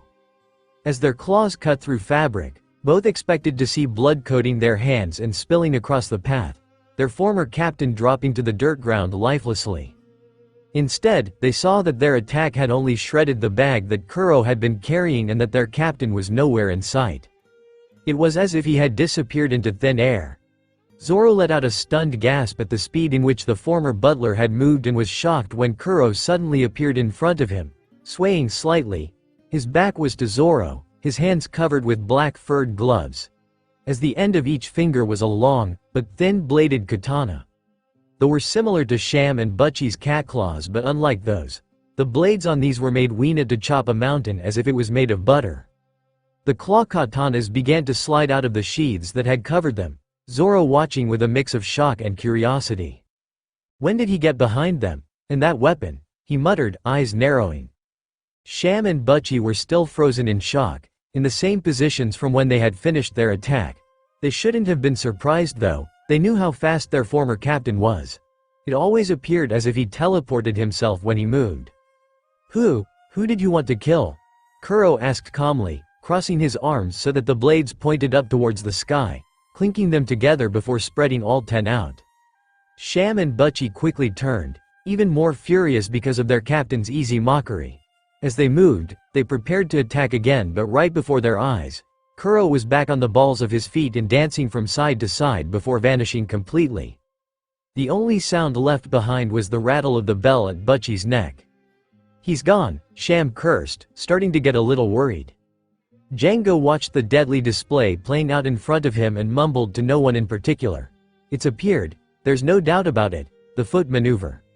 Nami, still awake and laying silently near Django's feet, frowned as the hypnotist talked before turning her head so she could back up the slope. The foot maneuver? She muttered. Sham and Butchie were keeping on high alert, looking from side to side for any sign of Kuro, but it was proving to be difficult. Kuro's movements were fast and he continued to dance around the slope, making him hard to pinpoint even if you could see him. He was moving at speeds that equaled 50 meters in 4 to 5 seconds, making it impossible for the Nyaban brother to see where he was. Even Zoro was having a hard time following the former butler. The swordsman gritted his teeth, annoyed. This guy could prove to be a bigger problem than he had thought. After another few seconds of bated breath, Captain Kuro finally slowed down and emerged from his vanishing act right behind the Nyaban brothers, draping one arm around each brother and pulling them in, using his 10 katana to cage them like animals. He blades on each thumb pointed up towards their faces, giving them no room to move, even if they had dared to. Instead, their bodies trembled with uncontrollable fear as they stared down at the blades that adorned Kuro's hands, blades that had sent thousands of marines and pirates to their deaths. You guys were right, Kuro said darkly, the look on his face frightening the brothers more than the blades at their throats, for Kuro looked even worse than a devil. I'm not as fast as I once was, he continued on, ignoring the sniveling and the tears that had started to pour down Sham and Butchie's faces. Nami gasped at the sight before her, unable to believe that Kuro had taken them down so easily. I can't believe it, Zoro was having a tough time fighting them using only one sword, yet he easily. Their strengths were different. Zoro had an almost inhuman level of strength and incredible precision when it came to swordplay, but Kuro had an extremely high level of agility and speed to counteract the physical strength he lacked. It was how he had cornered the Nyaban brothers before they could even move. That man's foot maneuver is a silent movement technique. Even if you had 50 assassins, he can kill them all without anyone noticing anything. It's impossible for us to escape from his plans, Django thought, gripping his hat with one hand as a sort of comforting gesture as he stared at his captain and watched him move.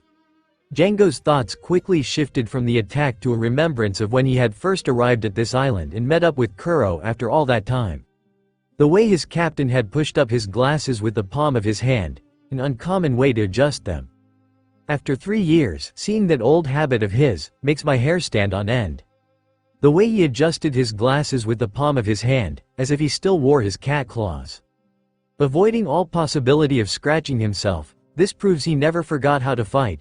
Django started to sweat, taking a reflexive gulp as he pulled himself out of his thoughts and back to the present. His crew was also sweating, having come to the same conclusion as the hypnotist. They all knew how important this plan was, and because they had disrupted it, they were going to face their captain's wrath. Nami pushed herself to her feet as the pirates remained frozen, waiting for Kuro's next move. Usopp and Zoro also had their eyes on the Black Cat captain. Zoro watched the former butler with a glare, waiting to see what he'd do next and already trying to prepare ahead for the attack he knew was coming. Usopp remained on the ground to Kuro's left but brought his legs underneath him so that he was partially kneeling, preparing to move if Kuro turned his gaze to him. A vein appeared on Kuro's forehead and the man let out a huff, letting his eyes slide closed and smirking. "I've become more humble. After staying on this island for 3 years," he said, the katanas on his thumbs inching their way into the Nyaben brothers' open mouths, causing them to start crying louder. "I'll give you 5 minutes." His eyes snapped open and to everyone's surprise, Kuro released the Nyaben brothers, moving his cat claws away from them and taking a few steps back. The brothers stumbled forward, taking deep, gasping breaths, unable to believe that they were still alive but very thankful for the fact. "If you don't finish them off in 5 minutes, then all of you here will be killed by me." Kuro raised his claws, giving the entire crew a dark look that said he would follow through with his statement with no hesitation or remorse. Many of the crew started to sweat again, panicking even though they had just been happy to see Kuro release the Nyaben brothers. Even if they were spared for now, they would still die if they couldn't get rid of the brats blocking their path. Django let go of his hat, still shaking but starting to chuckle a little hysterically at the same time. 5 minutes. "Ah, we'll manage somehow with those 5 minutes. Ah, it's him." Django pointed at Zoro, who still stood halfway up the slope. "If we beat him, then we'll be able to get past this slope." Zoro glanced at him, noticing Nami standing behind the hypnotist. Though she was holding her shoulder, she appeared to be alright, for which he was thankful. Even if the orange-haired girl was a witch, she had been trying to help him and she had helped Luffy multiple times in the past, so he was glad that Django's attack hadn't seriously injured her. He clenched his sword tighter in his left hand, turning his mind back to the fight and readying for another round versus the Nyaben Bothers, and as if on cue, Sham and Butchie charged at Zoro again. "The guy who's barely able to fend off our attacks," Butchie yelled, raising his claws as he prepared his attack. "We'll finish him in 5 seconds, Sham finished cockily, his expression crazed. They would take this idiot, love-sick swordsman down easily because if they didn't. Both turned to nod at each other before glaring back at Zoro. They refused to face Captain Kuro again, and if beating the green-haired team prevented that, then there wouldn't be a single piece left of him when they were done. "We're counting on you, Nyaben brothers," Django yelled, sensing the mood the two fighters had sunk into. If they couldn't stop the swordsman, then Django would be forced to take over, and he wasn't confident that he could move fast enough to dodge the team's attacks long enough to counterattack. Out of the corner of his eye, drawing him out of his thoughts, he saw the orange-haired girl he had attacked before pass by him, walking determinedly up the slope, gritting her teeth against the pain in her shoulder. Nami slammed one foot down on the swords, the weight forcing the other end of the swords up off of the ground and allowing her to get her other foot underneath them so she towards the first mate. "Zoro," she yelled, trying to get his attention. Hopefully, this would turn the battle in their favor. Django just watched as the swords flipped through the air, his mouth hanging open in shock. What? How could he have let that bratty girl slip past him? He knew of Zoro's reputation, the demon bounty hunter of the East Blue. It was why he told Sham to take away his swords. Without them they would actually have a chance against him. Now that the Oranget had returned them, 5 minutes might not be enough time anymore. "Why you?" Zoro yelled angrily, wide eyes watching the path of his swords. "Don't go kicking my katanas." "Where's my thank you?" Nami hissed, face covered in sweat from the pain of moving around so much. It was jostling her injury and making her feel a little lightheaded. Zoro just ignored her, tossing the sword he held into the air before jumping up so he could grab the hilts of the two swords she had kicked towards him. He spun as he landed, the momentum pulling the swords from the sheaths and sending them off to the side. Zoro couldn't be bothered to figure out where they had landed at the moment. He turned to Nami and gave her a small smirk, hefting his Wado Ichimonji in his left hand so he could place it in his mouth.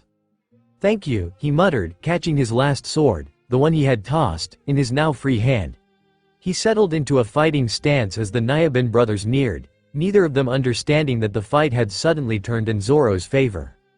"No use. Useless," Sham exclaimed. "Even if you have 3 of M. The result's still the same," Butchie added, raising his claws and preparing to strike the swordsman down.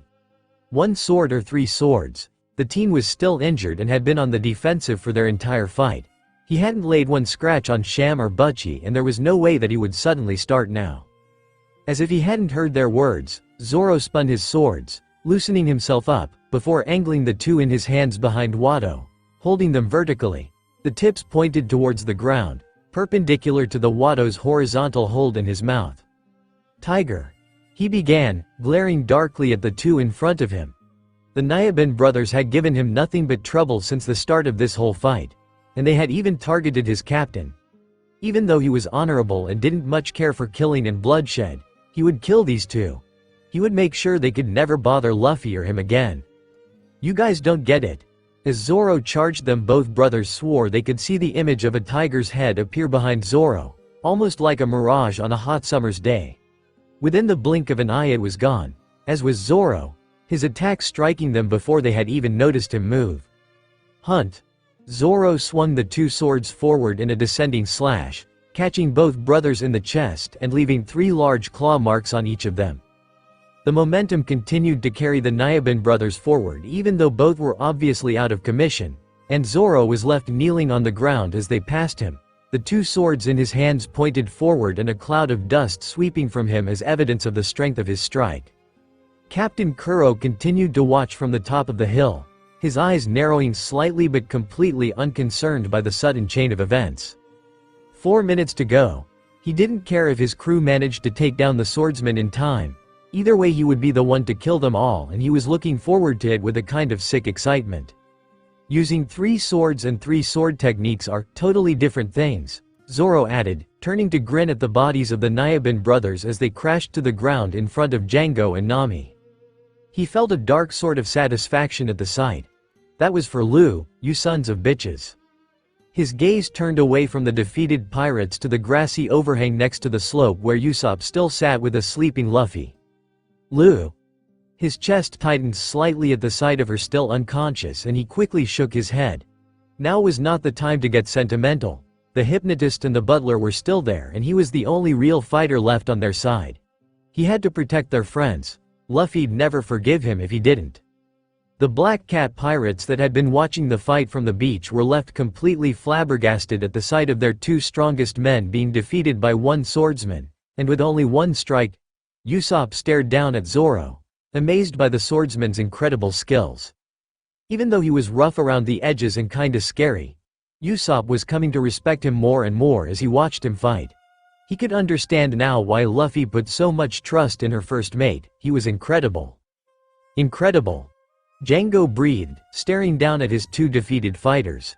He had heard the stories of pirate hunter Zoro's abilities, but to see them in person. Only a single strike. Butchie stumbled to his feet, barely alive, and took a few steps towards Django, startling Nami and causing the Oranget to move back out of his way. He had moved less than 2 feet when he collapsed again, too injured to go any further. He defeated the Nyabin brothers with a single strike. Just like the raven-haired girl. Just who the hell are these kids? Django eyed the crouching Zoro warily, watching as he slowly rose to his feet, deep, claw-like grooves in the ground around him, the aftermath of his incredible attack. "Don't worry," Zoro chuckled, pointing 1 sword at Kuro, who still watched from the top of the slope. "In less than 5 minutes, there won't be anyone left. I'll take care of them all." The swordsman stepped back into a fighting stance, ready to take on Kuro next. If he could get rid of the butler, then the others would likely give up. He needed to take him down before he started to get tired or his wound got worse. Plus, he had made a promise to the butler when they first met. He said he would kick his ass if he hurt or got in Luffy's way, and he was more than ready to pay the creep back. Kuro just smiled, the expression crazed and more than a bit creepy as he adjusted his glasses again. But as soon as the smile appeared, it was gone, and Kuro's emotionless mask was back in place. 3 minutes to go, he said, words cutting like ice through the injured group of pirates. Even Zoro cringed slightly at the dark tone in his words. Kuro really was nothing more than a stone-hearted killer. Django, who was watching his captain and the green-haired swordsman exchange words, jumped slightly when a large hand wrapped around his ankle, yanking him forward slightly. He glanced down and his eyes widened in shock at the sight of who had grabbed him. Butchie was still alive, if only barely, and was holding onto Django as if his life depended on it. "That bastard, I'll kill him," Butchie choked out, words barely audible as he struggled to breathe. He coughed, blood dripping from his mouth and other wounds, the movement causing the bell at his neck to jingle. "Captain, please hypnotize me." With the last of his strength, Butchie lifted his head and Django was shocked to see tears streaming down his face.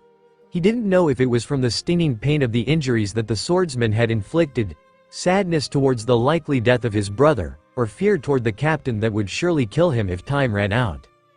"Please, Captain," the large catman begged. Kuro glanced over Zoro's shoulder, and narrowed his eyes. "He's still alive," he muttered, having noticed Butchie's movements and heard his quiet plea. The former butler glanced back at Zoro and scoffed, adjusting his glasses once more. "Guess you're a bit soft." Zoro glanced back slightly, still keeping an eye on Kuro, and watched as Django knelt in front of Butchie. He was probably saved by all that fat. With a sigh, the swordsman turned away from Kuro, knowing that the fat catman was planning on standing back up and trying to fight him again, but froze when he saw what Django was doing. The Black Cat Pirates had his hypno ring out and was currently swinging it from side to side, hypnotizing Butchie. Right before their eyes, the catman's body began to twitch and expand, his shoulders doubling in size, growing bigger and more ferocious with every passing second, his shirt nearly ripping as it was stretched over new muscles. Zoro's eyes widened as he watched the horrific show, and his mouth even widened in shock, causing him to drop his prized sword, not even noticing as it landed at his feet. Butchie turned to face the stunned swordsman, his teeth sharpened into big fangs, and his eyes large and wild, no sign of an iris or any color beyond pure white. Django's hypnotism had made Butchie stronger to where his wounds no longer bothered him, as if they weren't even there, and he was ready to take revenge on the green-haired teen. The large catman took 2 steps towards Zoro, the movements cracking the ground under his feet, and he raised his arms in the air, an almost inhuman roar escaping him. "Get him, Butchie," Django ordered, a smug smirk on his face. He was positive that they would win this time. No matter how strong Zoro was, he knew that the green-haired swordsman didn't stand a chance against a superhuman Butchie. Nami gritted her teeth in annoyance. The situation had turned against them again. "This hypnotist is turning out to be a lot more trouble than we originally thought. We need a new plan." Her eyes quickly slid from side to side as she tried to quickly think up a new strategy before she finally stopped and glanced up at Luffy. "We're all fighting and our idiot of a captain is asleep," she thought angrily, deciding on her plan of action. She needed to wake the raven-haired girl up now before Zoro got pummeled. "Hypnosis again, eh?" Zoro hissed, even more annoyed than he had been earlier. He glanced down at his Wado and slid the toe of his boot under the blade, keeping one eye on the still screaming Butchie. He's gonna be more of a pain now. He tore the ground apart in his original state, and then Django just had to go and flip the psycho switch. Annoyed, Zoro kicked his sword up into the air and leaned forward, grabbing the hilt between his teeth as it spun, the motion so fluid it looked almost natural. He settled into his fighting stance, his 2 swords angled to protect him if needed, eyes narrowed and ready for the coming attack. What is he able to do after powering up? He mumbled under his breath, watching as Butchie began to stomp his way towards him, every movement causing more cracks to appear in the ground. Seeing this as the perfect opportunity to move, Nami quickly darted past Django and skirted the edge of the pathway in an effort to avoid Butchie and Zoro's fight, eyes focused solely on Luffy's position. "Chance, I had to go and wake her up," she muttered to herself as she neared the top of the slope. Django watched the Orangette's movement, eyes narrowing behind his heart-shaped sunglasses. "What are you going to do this time? What a troublesome girl," he muttered, starting to swing his hypnotic ring in a circle, building up momentum and moving faster and faster until the whole thing looked like a blurry circle. Zoro noticed Django's movements, a little worried about what the hypnotist was planning. They had underestimated him this entire fight and it had come back to bite them multiple times. He wouldn't do it again. Nami crested the top of the slope and turned towards Luffy right as Django twisted his body, sending the spinning ring out like a yo-yo, the metal circle breaking free of the string and shooting towards Nami like a bullet. "You're the one who always wants to fight, but I'm the one having to do all the work, so wake up," Nami shouted, stumbling forward and slamming her fist into Luffy's face. "Nami, watch out," Zoro yelled, momentarily losing his grip on the white sword in his mouth. The navigator turned her head at Zoro's shout, eyes widening in fear at the sight of the metal ring shooting straight at her. Time seemed to slow as she watched the ring heading towards her, all other sounds fading out around her. "I'll split you in two," Django said, grinning in satisfaction. He had never missed an opponent with this attack. The Orangeette was done for, and with her, all of the meddling interference that had been causing them trouble. "Duck, the ring. It's not just a hypnosis tool?" was the last thing she thought as the spinning ring neared her face, before she squeezed her eyes closed. Suddenly, there were two slim hands on her shoulders, twisting her around and slamming the navigator into the hard ground. Her eyes snapped open and she stared up at Luffy, the raven-haired girl finally awake and pushing Nami out of the path of the weapon, just as the hypnosis ring slammed into the girl's back. It embedded itself deep into Luffy's shoulder blade, causing the girl to stumble forward slightly, losing her grip on Nami's shoulders. "Luffy!" Nami breathed, horrified. "Luffiko!" Zoro turned and started to move towards the two injured girls, slamming his black swords into the ground, removing Watto from his mouth as he moved. After only a few steps though, he slowed to a stop, letting out a relieved sigh and shaking his head as he watched Luffy slam one foot into the ground and then straighten up, hands clenched into fists at her sides. He really should have known better by now. Even though Luffy was tiny, you really couldn't underestimate her. The younger girl turned to face Nami, a large red mark on her cheek from where the navigator had struck her and an annoyed expression on her face. "What's the big idea?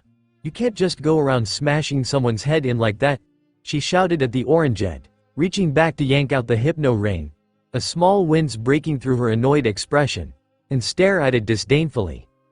Luffy tossed it to the ground with a huff and stepped on it before crossing her arms and raising one eyebrow at the orange-haired girl, waiting for an explanation.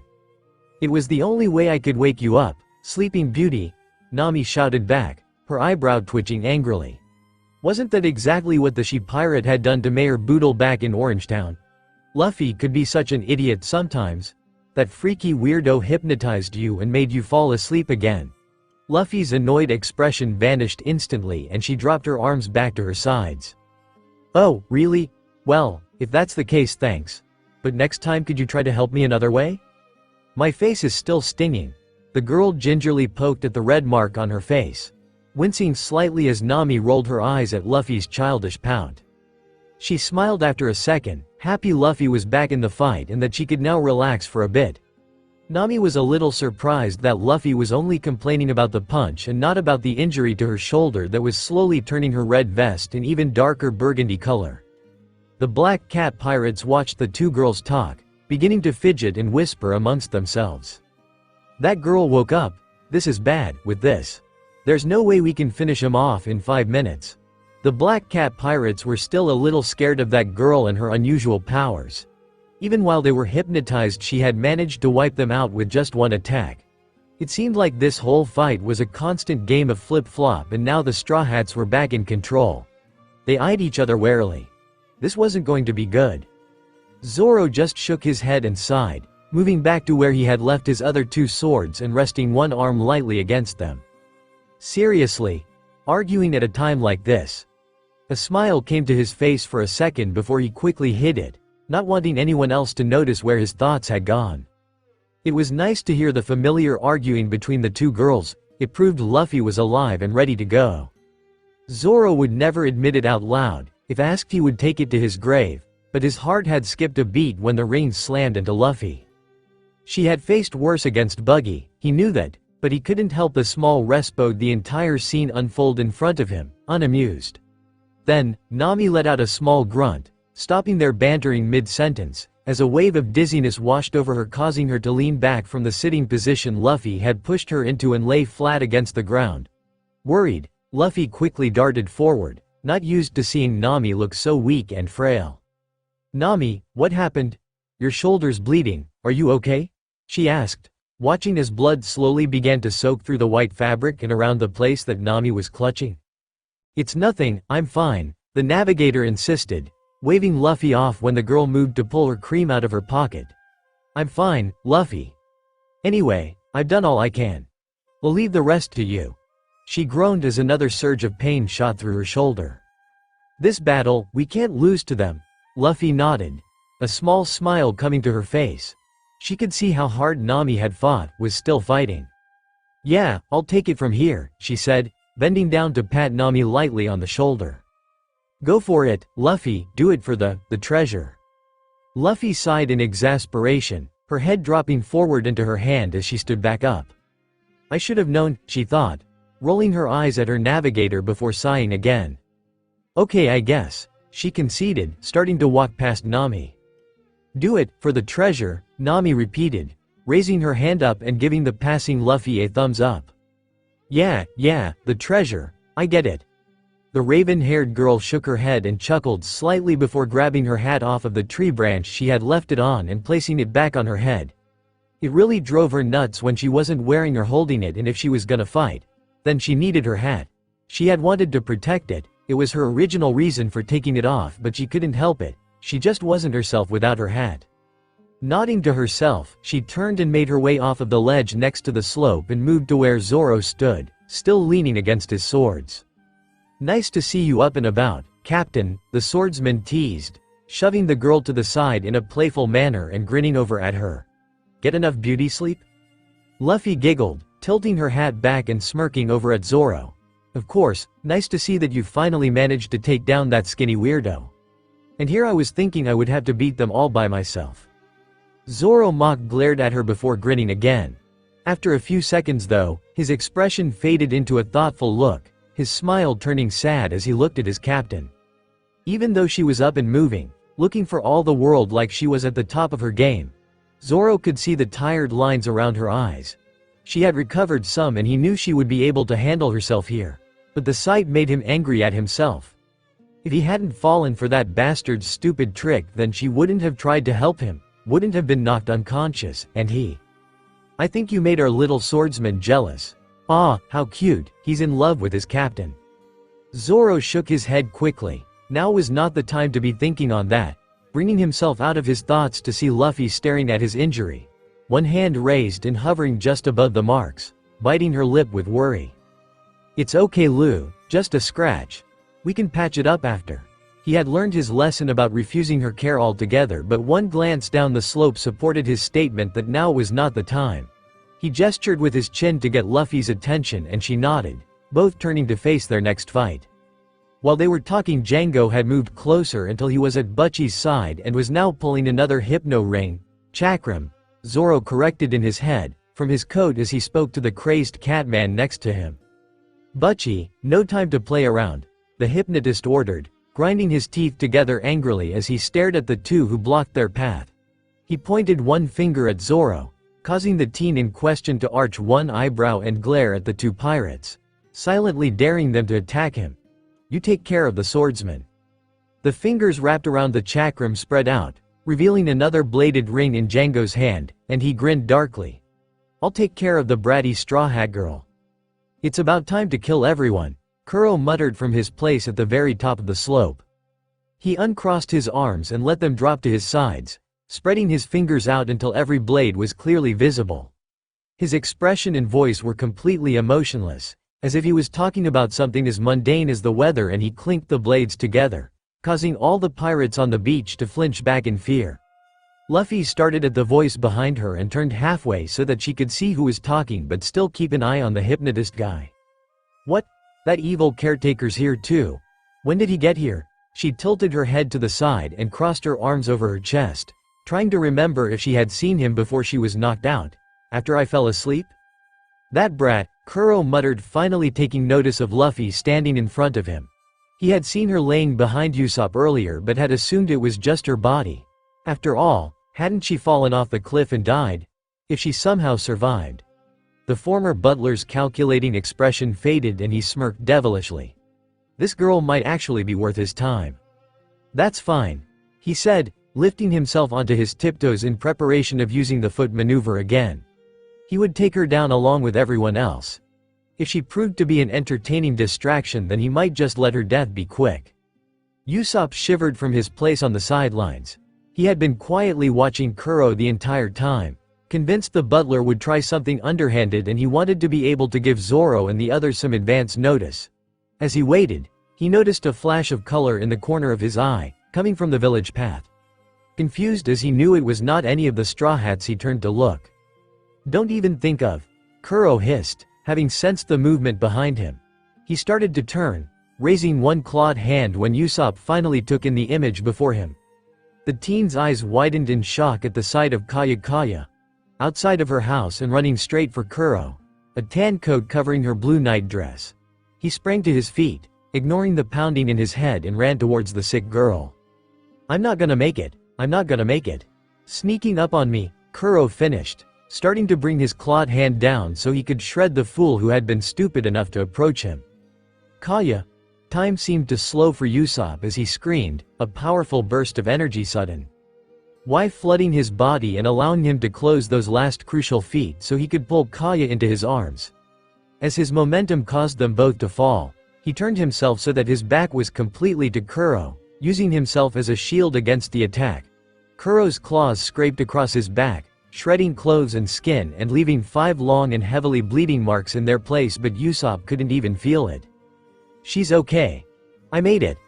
Thank goodness." As time returned and the noises of the outside world began to hit Usopp again, he and Kaya landed on the dirt path. Kaya sprawled on the ground with Usopp laying half on top of her. Kuro's eyes widened as he saw who had snuck up behind him, shock written on his face. "What? Why is she here? That brat, she's not supposed to be here," he thought angrily, his teeth clenching. He quickly masked his shocked expression with an unemotional mask as Kaya began to stir beneath Usopp. Her head hurt because she had landed on the hard ground and she blinked to try and clear the spots from her vision, still unsure as to who had tackled her. All she remembered was seeing Klahadore turn in a flash of silver before. When she was able to focus clearly, she sat up slightly, gasping in shock at the sight of Usopp on top of her. Her express eye horror at the sight of the 5 bleeding gouges across his back. "Usopp, please be okay, Kaya. What are you doing here?" the long-nosed teen asked shakily. The pain was finally starting to hit him and he was having a hard time taking a full breath because of the way it moved his back. Kaya just turned her head away in shame at the question. "I'm sorry, Usopp. I know that you might never forgive me after what I have done, but I just cannot believe that Klahadore is a pirate." "That doesn't matter now." Kaya looked back at him in confusion. "Why did you come here? I told you to run away." As Usopp spoke, Kaya's eyes began to tear up, her lip quivering as she fought back the urge to cry. "He wants to kill you." At that, Kaya quickly shook her head, the tears now falling freely down her face. She leaned forward, her expression determined. "But aren't you still fighting?" she shouted angrily. Usopp's eyes widened slightly, stunned into silence. Kaya had never raised her voice like that to anyone. He could barely believe his eyes. It was the first time in 3 years that she had ever taken control of a situation. Seeing Usopp's expression, Kaya's eyes softened and she lowered her voice as she kept speaking. "I did such a horrible thing to you. Yet, you're hurt all over and still fighting, that's why." "Lady Kaya. Why are you here?" Kuro asked, putting on a surprised look and softening his voice to the tone he had always used when he was Klahadore. Kaya felt her heart clench in her chest at the sound of his placating tone and she gritted her teeth, anger boiling up from within. Please stop this, Klahadore," Kaya shouted, glaring up at her butler. Before their eyes, Kuro's expression melted into something that no one had ever seen on him before. He looked almost heartbroken. "Mary told me everything," she sighed, rising to her feet, one hand gripping the front of her coat together in a sort of comforting gesture. A little further down on the slope, Zoro turned to catch a glimpse of the girl in the corner of his eye. He had placed Wado back in his mouth and was holding his two swords calmly at his sides, having been waiting for Butchie to charge him again. However, all the focus seemed to be on the confrontation going on at the top of the slope. After Kuro's attack, Usopp was out of commission, and if Kuro decided to attack the girl, he'd have to step in and leave Luffy to block the two weirdos at the bottom of the slope. Zoro didn't much care for that outcome. Nami was also watching the scene playing out in front of her, shocked that the mild and soft-spoken girl they'd met in the village was now standing up to Kuro, no hint of fear in her eyes. "Isn't that the lady of the house?" Django muttered, spinning one of his chakrams lazily around his finger. Having her here was not a part of their original plan. Captain Kuro was not pleased. He could tell that already from the set of the captain's shoulders. "So that's the final target of our plan?" a few pirates muttered, glancing among themselves. "So then, now we don't have to go to the village anymore? We just need to kill that girl, right?" another asked, earning shrugs and hopeful glances from his fellow crewmates. Luffy just continued to watch silently from her spot next to Zoro. She was curious to see what Kaya would do. The lady didn't appear to be armed, and the kids in the village had told them that she was sick, so why had she come here? She took in Kaya's stance and expression, the determined look on her face. It seemed as if all of Usopp's storytelling and lying really had helped her. Kaya was trying to be brave for Usopp and for everyone in the village. Luffy was happy for that at least, but she was forced to put her thoughts aside as the girl continued to speak. "Klahadore, I beg of you, if you want my fortune I'll give it all up. So please, leave this place, right now. I thank you for the offer, however. There's one other thing that I desire," he replied. Kaya was confused. What more did he want? He'd have the fortune, so what more did he need? Kuro smiled frighteningly as he adjusted his glasses. "What I desire is peace." His expression softened on the last word, becoming more like the person that Kaya had known for 3 years, startling the sick girl. "Peace?" Kaya stuttered, completely perplexed. "Yes, all I want is peace." His eyes shone with an odd look, like he had finally found something he had been searching his whole life for. "I've spent 3 years gaining the trust of all the villagers, which made me feel unbelievably comfortable," Kuro explained, remembering the smiling faces of the people, greeting him with open arms, and the children smiling and happily playing with him as he passed. "Therefore, I'd like to keep this sense of peace with me forever." Kaya understood what Klahadore, or Kuro to be correct, wanted now. He didn't just want her fortune, he wanted the whole village for himself, wanted to make Syrup Village his own sort of hiding spot and retirement location. Someplace he could be in complete control without having to worry about it being disrupted. She took a few steps away from the former butler, her eyes wide with disbelief, and reached shakily into her jacket as Kuro continued. "Therefore, I must obtain this peace and your fortune." Then he used his cat claws to point back at his subordinates still waiting on the beach, alerting Kaya to their presence. "That means the pirates will attack this village." Then, he pointed his other cat claw hand at Kaya, making her flinch slightly. "You will write your will and die. These 2 terms are absolutely necessary." As Kuro finished explaining his plan, his expression melted into the darkest and most insane look that Kaya had ever seen. It was so frightening that it caused a shudder to run up her spine. No, he's not Klahadore," she muttered, the hand reaching into her coat shaking as her fingers closed around the object she had hidden there. Usopp's hand shot out from his place on the ground and wrapped around Kaya's ankle, drawing the girl's attention to the injured teen. "Run! Run, because anything you say to him is useless. Run," he begged, eyes widening in shock as Kaya pulled a revolver from her coat and pointed it at the man she had once considered a friend. "Kaya." Usopp breathed, watching her. He knew Kaya had never held a weapon before in her life, and he could see her hands shaking violently, her expression screaming that she was afraid to use it, but still she held on and refused to back down. Kuro just blinked, expression never changing as he stared down the barrel of the gun, indifferent to the girl's pathetic attempt to scare him away. "Leave this village," she stuttered, trying to keep her hands steady and the gun pointed at Kuro. Kuro sighed dramatically, shoulders shrugging as he did. "Oh, you're actually pointing your gun at me. Leave now. So that's how it is. You've grown up a lot in these past 3 years, Lady Kaya." the former butler said softly. As he spoke, Kaya's shaking hands calmed a bit and the barrel of the revolver dropped slightly. She recognized the soothing voice of the Klahadore that she had known, the Klahadore who'd been like an older brother to her. Do you still remember? Many things have happened in these past 3 years, he continued, removing one of his gloves carefully with the other hand. Since the time when you'd lay in bed, crying for the parents who had passed away. It's really been quite a while. A long time. Kuro, no, Klahadore smiled ever so softly, his expression just like she remembered, lifting his hand to adjust his glasses in the same way he always did. Was this really the same Klahadore she knew and loved? I still remember the bad and the good times we spent together. His eyes glazed over slightly, his expression peaceful, and he appeared to be reliving the very memories he spoke of. Klahadore. Kaya was on the verge of tears. We went shopping together.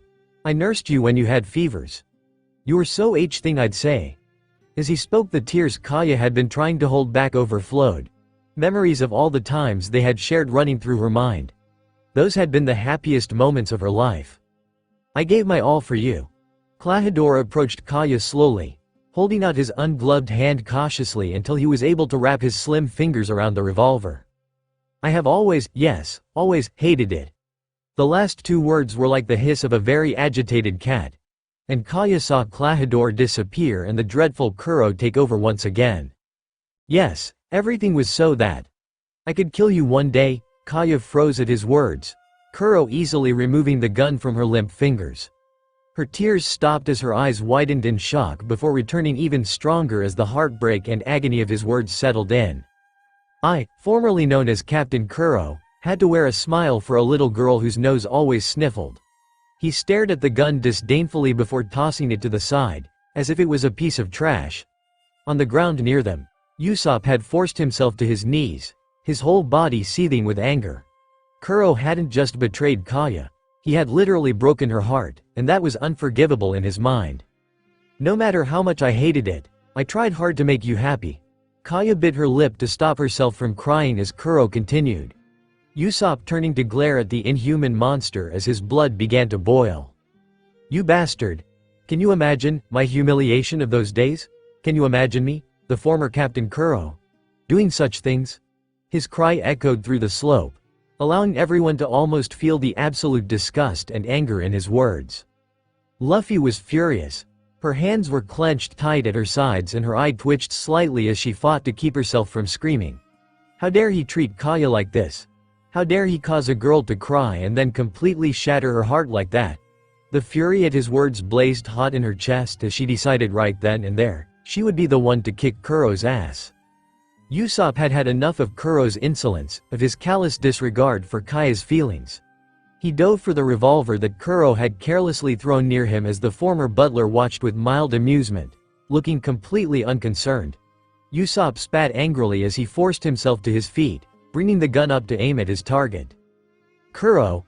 He pulled the trigger but Kuro had already vanished, using the foot maneuver to dodge the bullet as he slipped his remaining cat claw back onto his hand.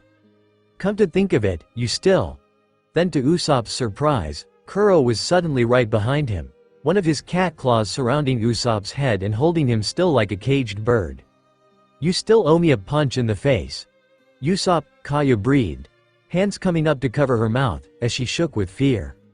You hit me pretty hard that time. Carefully using one of his claws, Kuro peeled the bandage from his face, revealing the still bruised mark where Usopp had hit him. He caressed it gently with the palm of his hand before smirking cruelly as he thought of an idea. Before I slice your ugly face, I think it's time for you to fess up. What are you talking about? Usopp stuttered in confusion. He had no clue what Kuro was suddenly blabbering about and that worried him almost as much as the sharp blades next to his face. About your feelings for Kaya. Usopp's eyes were suddenly wider than saucers as realization dawned on him. How the fuck did he know? Kaya felt like she had been punched in the gut and she quickly turned to stare at Usopp. What? Oh Kaya, such a naive child, Kuro taunted, his tone patronizing. Don't tell me you haven't noticed it. Didn't you ever wonder why he would come to you every single day, telling you fascinating made-up stories in an effort to make you feel better? Haven't you ever wondered why he was always doing things for you? Kaya continued to stare between the two men. Her expression puzzled as she tried to sort through Kuro's words and the meaning behind them. Don't pee please, Usopp begged, turning his head slightly to stare at Kuro, his eyes wide, but the pirate captain just continued. It's because he has feelings for you. Feelings? As in, more than a friend. Kaya gasped at the new realization, all of the pieces starting to fall into place. It all made sense to her now. She remembered how frustrated she had been when Usopp had first come to visit her and she had told him it was none of his business. But he had stayed where he was and told her so many stories that she eventually lost count. Did Usopp really? Usopp. She breathed, hand over her mouth as she waited for the long-nosed teen to respond. Why the silent treatment, boy? Don't keep the girl waiting, Kuro chuckled, trying to goad the boy even more. Usopp's eyes were shadowed, hiding his expression, and he was shaking slightly. Now that the truth had been revealed, part of him wanted to just keep quiet, pass it off as a lie, but the other part wanted him to say it, and his heart pounded in his chest as he opened his mouth and began to speak. Kaya, when I heard that your parents had died and you were heartbroken, lost, and crying till there was nothing left, I wanted to help. I couldn't bear to see you like that. Seeing you so miserable made me want to help you. No, I needed to help you be happy again. That's why I went to your mansion and told you stories. I just wanted to see you smile again. As Usopp spoke, his voice got louder and he began to feel more confident. Finally getting to say the words he had kept hidden for so long almost made him forget where they were and what was going on around them. I did this. All of this because I couldn't stand to see you cry again, and because you deserve to be happy. Kaya, I want to see that smile on your face every day. Once he finished, tears began to escape from his eyes and drip down his cheeks, body shaking slightly. He was partly relieved that he had finally said it, but the other half of him was terrified to hear the rejection he knew was coming. Kaya's lips parted and a shaky breath escaped as Usopp's words circled in her head. They repeated, echoing louder and louder as each second passed and another stream of tears began to run down her cheeks. Nami sat watching the conversation solemnly, looking as if she was about to cry herself. Zoro quietly removed Watto from his mouth and just watched, silently thinking that Usopp, who was a liar and cowered away from anything dangerous, had a lot of guts as a man to admit his feelings to the rich girl. His respect for the long-nosed sniper grew as his own gaze shifted over to Luffy and softened. The raven-haired girl next to him was smiling fondly at Usopp, both happy and proud of her friend. But her smile faded quickly when Kuro began to laugh, as if the whole thing was a joke to him. His laughter ceased after a few seconds and he said coldly, "Now, that punch you owe me. I think I'll just slice your head clean off." Before Kuro make a move against Usopp, Luffy's anger flared back to life and she smirked darkly before shooting one hand out and hammering Kuro directly in the face with a quick punch. The strength of it forced the man back and off his feet, releasing Usopp from his hold and slamming the former butler into the ground a few feet behind the injured teen. Django and the Black Cat pirates watched as Luffy's arm returned to its original place, their eyes and mouths wide with disbelief at the sight in front of them. That their captain had gotten his face pounded by the little straw hat girl and he hadn't even seen it coming. Captain Kuro always saw attacks coming.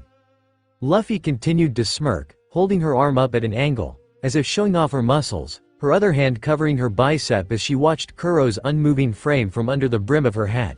"Since you hate it so much, I'll give you 100 more for free."